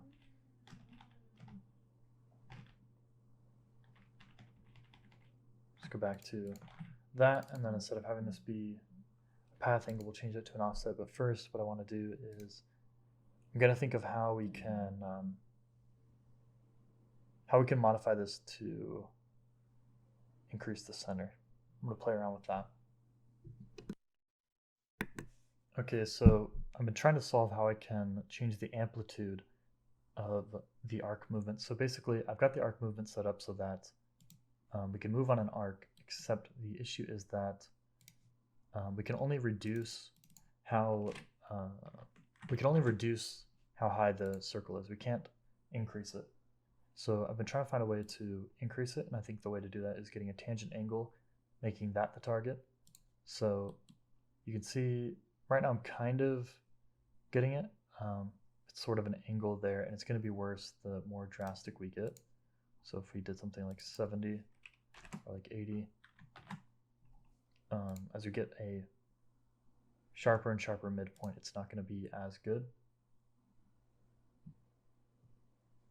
So we get kind of like that, and it's good, but it's not quite what we want. And we also want to be able to just change the height of it. So this is good for sort of increasing the angle at which we start our pivot. So essentially essentially an offset for in between where's our center. So you can see now it's over here. It's like pivoting there, and it's stopping here instead of the actual tangent because of the way we're calculating time at the moment, but I have a plan to fix that. But what I wanted to showcase was how I'm trying to think of the way to do this. And I'm thinking that what I want to be able to do is increase the arc so that, let me try to draw this. So what I want to do is have the ability to change how high we go or how far we go this way, so we could arc like this. Now the issue with that is we end up getting this sort of bump effect where if we kept the center right here, we would get a large half sphere like this, and then another half sphere like this, sort of like bunny ears or something, which isn't something you want for a curved movement. So I've been trying to think of a way to do a more close to an oval movement, and I was thinking about drawing it out. So I thought to draw it out, so I want to go over sort of a visualization of how I've been thinking about this. So essentially, for any given calculation, we can simplify things to being we have in point A here, point B here, and our center here for our arc movement. And we're always moving along an arc this way. So we're always going from here to here. Now, we can change this by offsetting this center. We have a way to reorient it, but this is 2D, so I'll just keep it 3D for now. We have a way to change where this center is. So if we push the center over here, now this circle would be lower, and we'd have something like the center being here, and then the circle gets bigger because of that. And now we have a smaller arc. We'd have a smaller arc going like this here. Let me just test real quick that my audio is going through. Okay. So we're able to decrease the arc by doing this, but what we're not able to do is increase the arc. So for example, if I'm pushing the center this way, like further and further going this way on the arc, that gets us a smaller arc, smaller and smaller and smaller, all the way till it's nearly a straight line, but not quite. Because essentially what we're doing is we're pushing the circle further, and it needs to adapt itself to match those 2 points. So it keeps scaling itself until it reaches a circle where it can run these 2 points through, and we can keep doing that, going further and further. But we can't do it in the opposite direction, because what we get in that case is just moving on the opposite side of the arc. So if we do the opposite, and what we do here is go and we move it upwards. So we go like this way. We go this way with the center. Then what we're going to get is an arc. Instead of going like this, it's going to move up here, and then it's going to expand like this.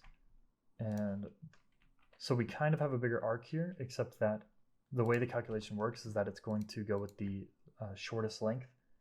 And so we end up moving along this way. Instead, we go from here to here rather than going all the way around. Anyways, I wouldn't want such a wide arc like that. I would want to get it a smaller arc to make up for the fact that we're going further in this direction. So what I needed to figure out was how could we get an arc that would be like that without having sort of 2 large half spheres like this. Well, those weren't congruent, but My point is we have to start at A because that's where our position is. So we can't do something like, we couldn't do something where we don't start at A and that would give us like a full arc. Like we could have a full arc, go further, but then we're not starting at A and we need to be starting from the A position. So what I thought was, well, the issue with the sort of bunny ear problem I'm talking about is that you move the center. We do something like that. Then you move this here. And what you sort of end up with is you go along two arcs like this, but, or I'm trying to think of how I had it working before. It would be like,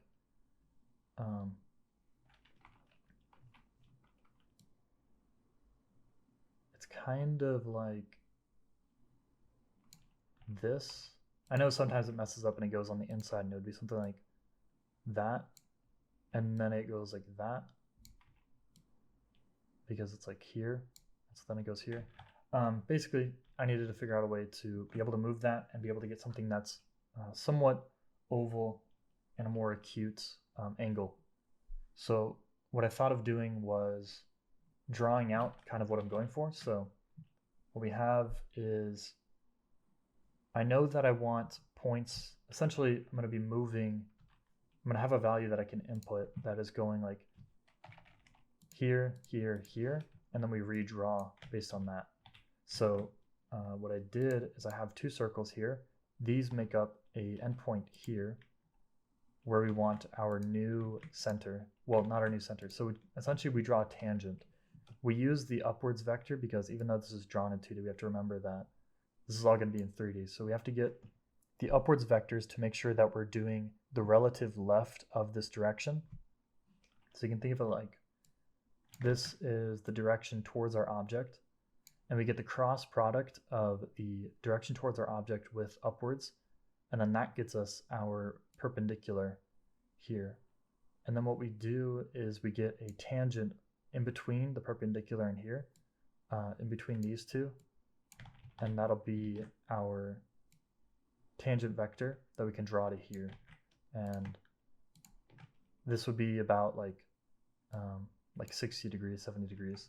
And so what we want is a way to have a number that just says, okay, go this far out, and then it'll figure out the angle. So instead of inputting an angle, we can just input how long we want this length here to be. And then we could do like a really small value like this,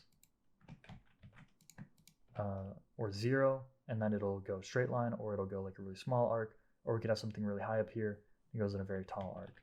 Now, if we have a number that's exactly right here, we can get this perfect arc.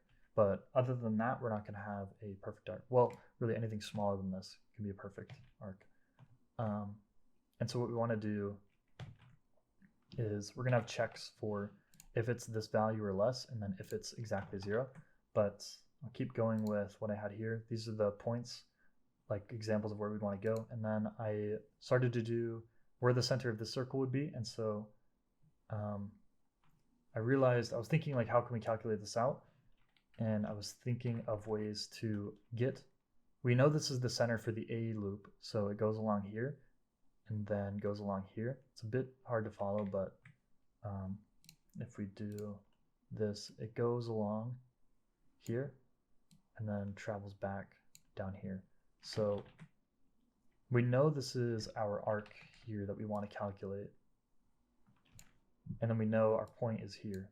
So what we want to do is figure out a way, how can we figure out where this point is? Because this, like drawing this, I know this is where our center is, but how can we through code know where to put this center? Because essentially what we're starting off with, our only information is we have A, B, and a point that we want to place our midpoint, but we don't know, I don't know how I could solve for this. So first thing I thought of was to get this here, this length, let's just simply do highlighting it again. So this here, I knew we had this point, so we could draw a parallel, well, perpendicular to that, and that's fairly perpendicular. And then when I did that, I realized this seems to be the same length as this. So I thought, hold on, let me transform it. So what I did is I got this, and then I thought to transform it, if we go exactly 90 degrees, it's exactly the length of this to the magnitude. So with this, I was thinking, okay, so this is going to be the length of the magnitude. It's the same. Is that always true? So I thought, let's draw out this one and then try the same thing and see if we can get the same result. So we draw this out here, get this, take it, and then we'll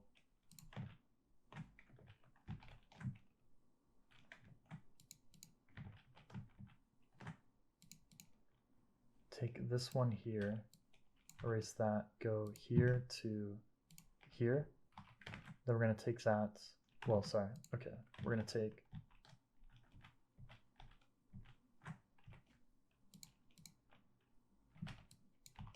we're going to go here. Hold on. There we go. Okay, we're going to go here to here. Then we're going to transform that. No, okay, new layer. All right. We're going to take this to here.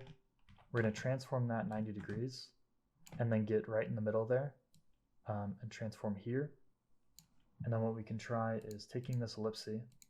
Now, if it is the case that all we have to do is grab the midpoint and then move in a direction perpendicular along our, from the midpoint, move perpendicularly out at the magnitude of the vector between A and our tangent. So we can take another ellipse, just quickly do like a lasso ellipse, and draw out from here a perfect circle, and they connect right there. So now we have our equation. So I don't think I would have been able to come up with this as quickly if I wasn't drawing it out. So I think it's useful to try to draw these things out to conceptualize it. So what we can do here is now we know we can find the center of our circle by getting the magnitude of A to our tangent. A to our tangent will get us the magnitude. Then we take half of that for the midpoint. We get this vector midpoint. We take that midpoint, get our perpendicular using a cross product. Once we have that, we can move out in a direction of that cross product. We multiply the amplitude, we multiply the magnitude of a normalized cross product to get the length here. Actually, the cross product should already match the length, so it should already be the same length. Then we get the center here. That gives us our circle, and then we can move along that arc. And then we can do the same thing for the opposite side. So if we had here to here for our final movement, we can do our center will be out this way for the same length. We could do a new layer here, draw this here, rotate it 90 degrees, and then go out this way. This is going to be our circle. We draw this out, and there it is. I wasn't perfect with measurements, but you can see it's pretty close to lining up there. And then that's our arc back. And together this makes a tighter arc that's nearly, well, it's not quite an oval. We could do more tangents and then end up with a shape that's closer to an oval, but I'm fine with 2 points, moving along an arc like this and then like this. And so what we can do here is then essentially stripping it all back. What we have here is A to B. We get, our first calculation is going to be get the distance between these two. So here to here, get that distance. Then what we do is we want to find a tangent. And so once we have this, we can get, well, we need the upwards. So imagine this going upwards in 3-dimensional space. And then we have the direction to B. And from there we do a cross product to get a perpendicular vector to both of these, which would go off in this way in 3D space. And so for the sake of drawing it, you can think of it going off this way. And then we have this direction here, and then we get an angle, but instead of using an angle, we're going to use a length. So essentially we can define a length here going upwards. We can just do quickly like this. So we can define a length here, and this can be any length we want. It could be to here, it could be even longer, it could be shorter. And then it'll figure out the angle from this to this, and we can find this angle doing the same method of using like opposite over adjacent, because we know this length here. So we could just do the tangent of, so like tan theta equals opposite over adjacent. So it would be this over that tangent theta, and then we can figure out the angle for that. Although I'm not sure we actually even need that angle. But anyways, so we get that, we get our midpoint here. Once we have our midpoint, we then need to find our center. So we draw out the same length of the midpoint out this way, and then that gets us our center. And then we can draw that center. Well, we calculate that center, and then we use that center to create an offset for our rotations. And then we take this offset plus those rotations, and then we end up getting an arc like this. And then once that arc's complete, we reset everything. We can keep this information, and then we're going to recalculate out using this way instead. So we go out this way to create our other center, and then we can end up rotating this way. So now that we've got that, conceptually what we have to do is actually calculate it. And so that's what I'm going to get into doing. We're going to get it so we can go in an arc, and I'm just going to start coding now instead of commenting on it. So just a brief explanation of some things I've done. I messed up for a bit, not understanding what was going on. But now that I've figured it out, basically what I'm doing is I'm getting the angle, which is this angle here. I'm finding this angle by getting the arctan. Basically, I have a check here. If the distance is 0, then don't do it. Actually, we don't need that anymore because we don't need distance anymore. So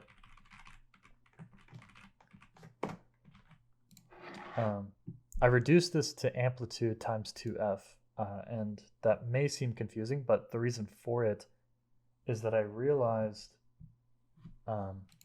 what we want from this, what it was before was, it was inside of there.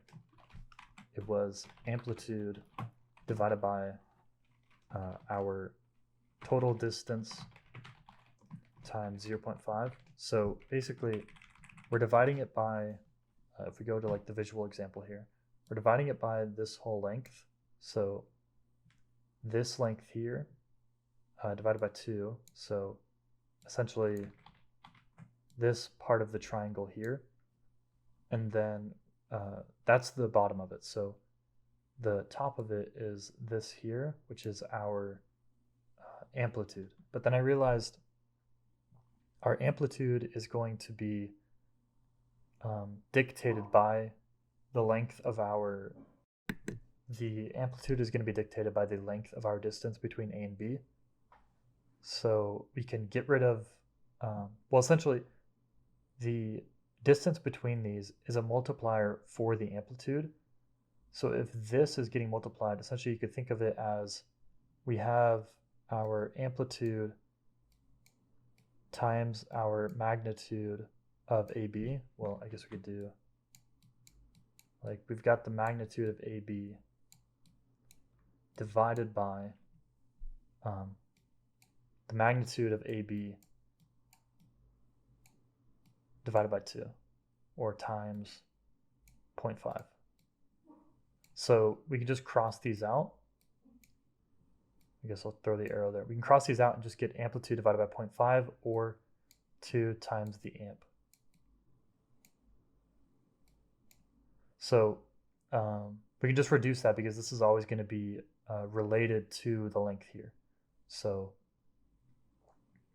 that's my explanation for why I ended up changing this from the total distance divided by 2 to just amplitude times 2f, because the amplitude is going to be related to how much we're using,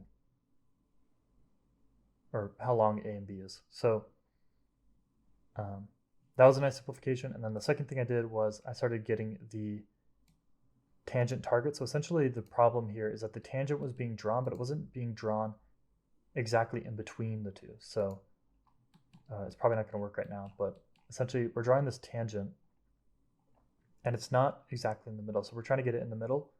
And the way we can do that is by getting the angle we have here, using this angle as a calculation to get the length there, and that's what this was here, finding y. We can find y by doing the sine of our angle, which we just solved for, equals x over y, which is opposite over hypotenuse. So we're solving for the hypotenuse here, and so to do that, we multiply it to the other side, then divide by sine. So we do y equals x over sine theta, and then we write that in the code. We have our tangent magnitude is going to be the total distance times 0.5 because that's our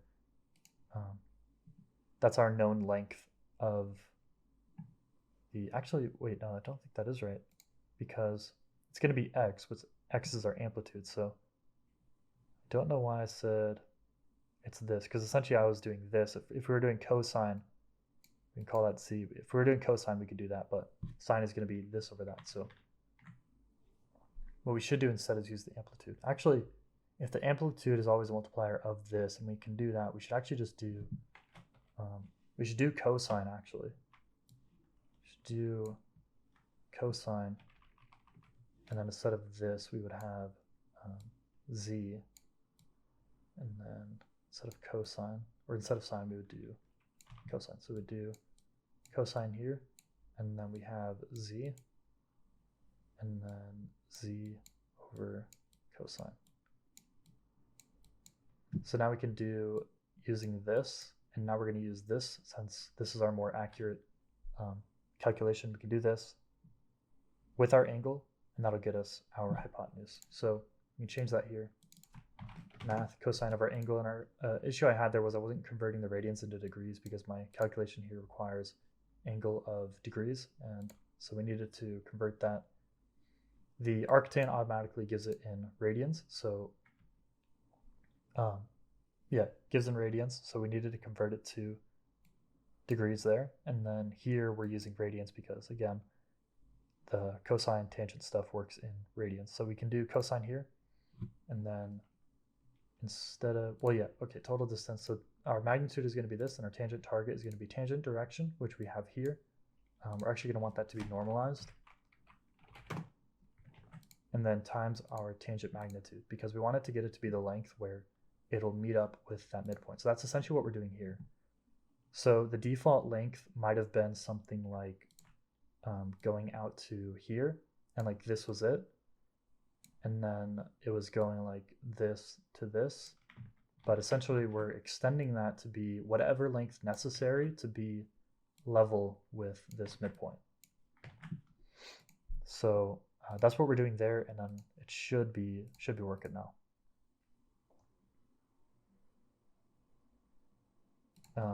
Not quite. Okay, that looks like the exact opposite way, like it's getting it, but in the exact opposite way.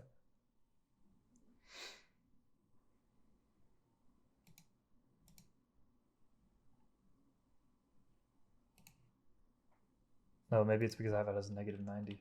Let's try. Well, no, that shouldn't be affecting it, so let's do that, and then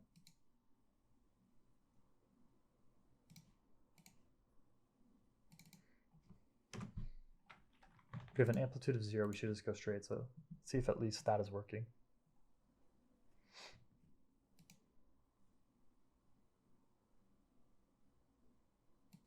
No, okay.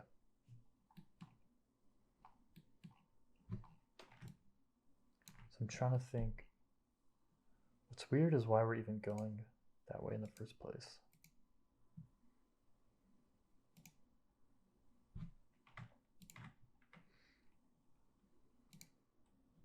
So this is going to be the yellow, which is pointing that way. So it's pointing right there. So I'd imagine I've accidentally pointed to the wrong target for,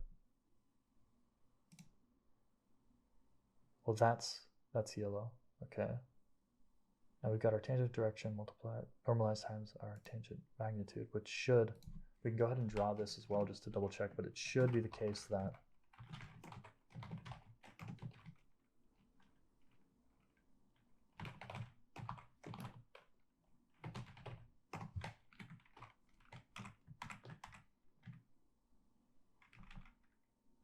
oh no, that's exactly my issue. It's supposed to be this.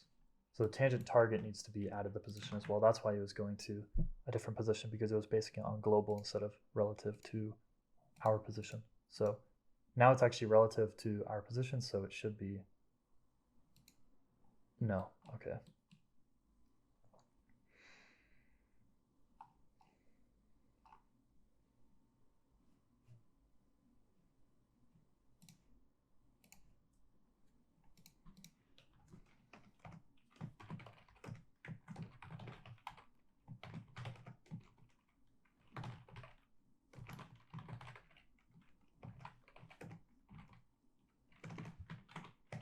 Okay, so let's draw where that is.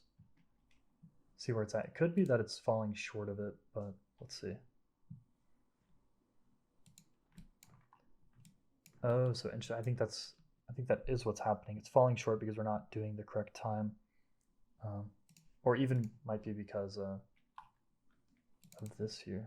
We do like 0.1 for that.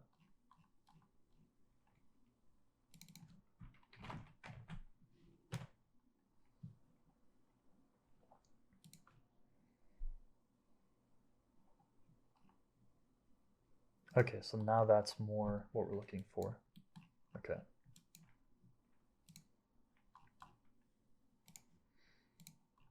Now what we're going to need is a check to see if this angle is less than, if it's less than 45 degrees, don't do the second arc, do one arc. And if it's more than that, then we'll do the second arc. So we're going to have some code for that, but for right now, what we're going to do is test bigger amplitudes. And this is going to be put into the move data, but I'm just testing it right now. And that's basically what we want. It was obviously way too far out, but if we go 5 here, let's try that, like half that distance. It should be what we're looking for.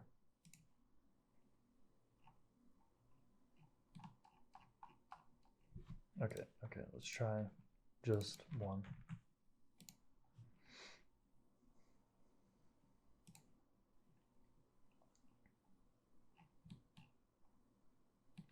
And that's pretty much exactly what we're looking for. So we're drawing that arc, and if we were to draw that center, you can see the yellow as well as lining up with that. So essentially you can see us extending this tangent. This is basically where it's at by default, because it gets drawn with the direction. But then we're normalizing it to get it to 1 and then multiplying it by the magnitude to get to out here. So whereas this isn't aligned with the midpoint, now we've aligned it with the midpoint. And now what we can also do is we could do something where we shift this midpoint to be somewhere else. So essentially we can change the length of this, like in the calculation for how long this is. Okay, there's like so much stuff here that I need to clean up, but essentially we could add a multiplier here to change how close we want it to be. So like a tangent magnitude, we could essentially say, like, we could have a multiplier here.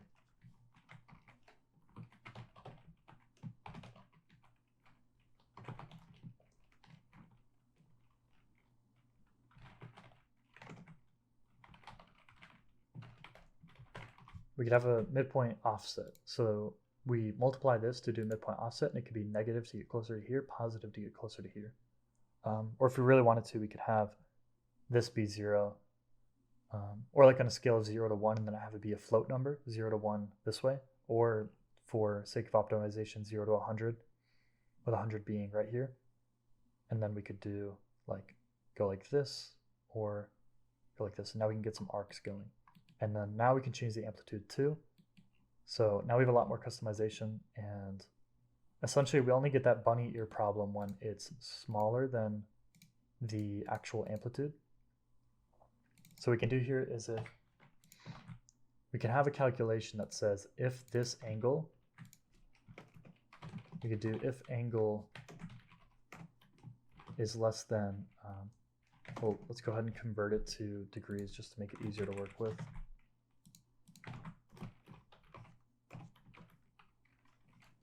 If that is less than 45 degrees, because essentially it's a perfect circle when it's 45 degrees. So if it's less than or equal to 45 degrees, we will not do all of this, and we're going to do something else. Right now we can just debug log error and say tangent calculation not required.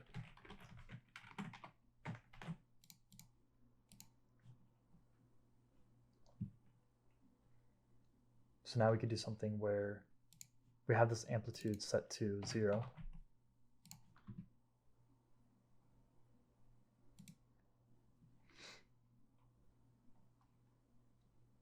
And now it's something like that, and we should get the error. This is when I was testing stuff and it just wasn't working, as you can see. Tangent calculation not required. So let's get rid of these real quick.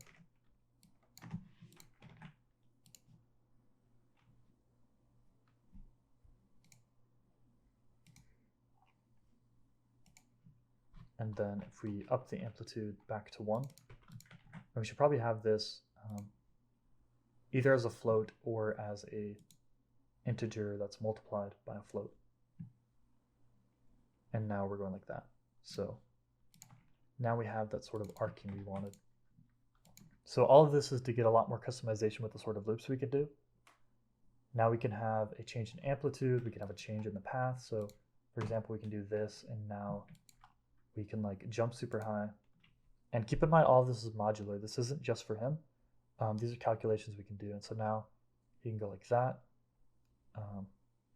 except, yeah, essentially, so like he's jumping there, jumping here because of how we've set up the path orientation. And if we did something like where he's jumping like this, we could do, I mean, he'll just go straight up because it's like that. But if we do like this, actually, let's do it this way. So essentially, he's going to be jumping that way. Well, that way. So we can do that. Or, okay, so that's an issue. I think I'd call that an issue. Let's see. Is it just a problem that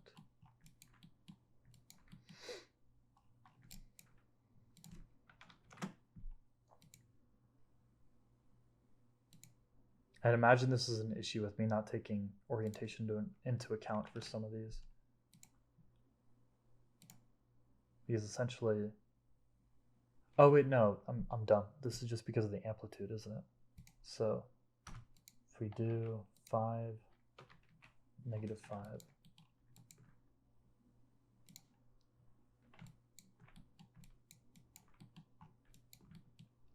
well, yeah, I guess the issue is that our amplitude is moving it that way. It's still moving it that way when we don't necessarily want it to go that way. So the problem is we're not rotating the amplitude as well. And I believe that would be because we're using this perpendicular vector, and then we do this offset here. And we modify it by the offset, but we're not modifying the tangent. So the tangent isn't getting modified like the center is. That's our issue. I'm thinking what we need to do here is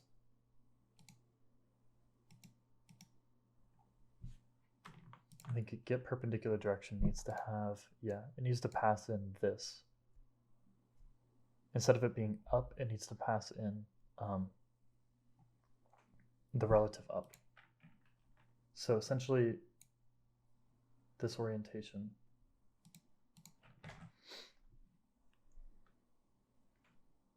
Okay, I think I'm just going to work on it instead of narrating because I don't really know what I'm doing now. This is the part where I don't know. Okay, I think I will end things there. I need to get groceries.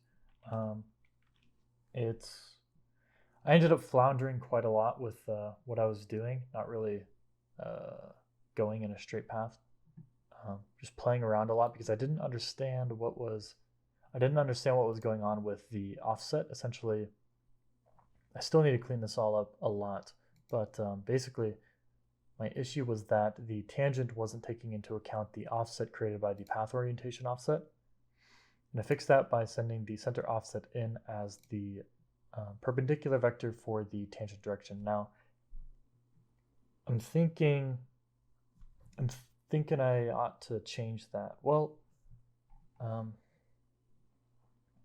think there's two ways I should do it. I should do get tangent direction. Now I think it's all right to pass in the cross axis as long as I comment this and say this should be the well, actually, okay, what I can do is have two different types of get tangent call. I can have one where it includes the cross axis and one where it doesn't. So essentially here where I have cross axis equals, I feel like this is a hacky way to allow both to happen. Like you could put in 0 and it'll figure it out. I feel like that's a hacky way to do it, so I want to do two different methods here so we can get some clarity there. And then I'm not quite sure, like it works, but I don't exactly understand why it works, and that's usually not a good thing, at least for me. So I'm thinking this. My logic here is that the center offset is being manipulated by the perpendicular vector with the down direction, which is the opposite of what we would normally be using, which is the up direction, but we're changing this into the perpendicular, so it's weird that a modified perpendicular is still working.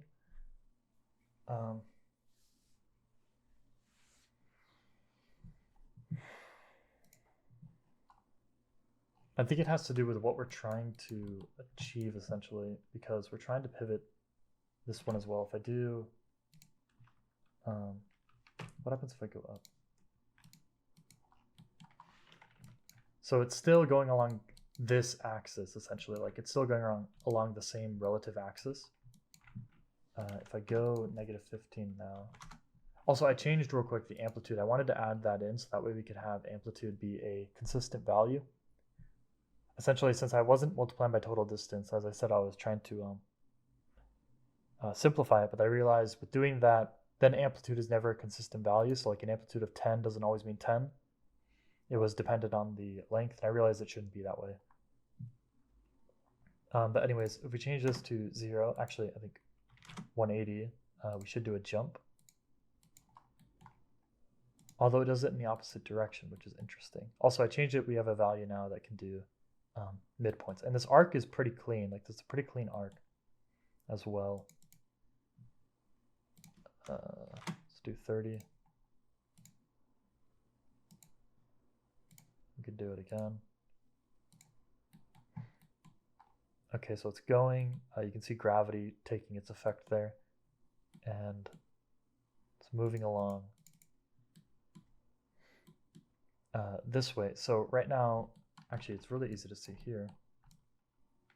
Essentially, we're drawing that tangent here by, rather than using this blue, I don't know how that's still getting drawn. Okay, that's how. We're grabbing perpendicular vector for no reason. Actually, no, sorry, we use it here. We use it here to get our center offset. So we get the perpendicular vector there, but we don't actually want to use that because if we were to get a tangent of this perpendicular vector, it would be out that way on the xz plane here. So we don't want that. What we want is to do it with the one we've created, which is this offset we've done. So we created this new perpendicular vector. So, okay, I understand it now. I understand it. We're passing in that perpendicular vector. So basically what we really should do, what we really should say is that getting a tangent direction shouldn't actually be, this isn't actually how it should work. What it should really be is either 2 points, like a vector 1 and vector 2, because really what this should be doing is getting a tangent direction. What I have that mean is that you get an angle between two angles. So really it doesn't make sense to grab a perpendicular because it's not necessarily the case that when I want to get a tangent direction that I want to get a perpendicular. So really what I should do here is swap this out for, this should be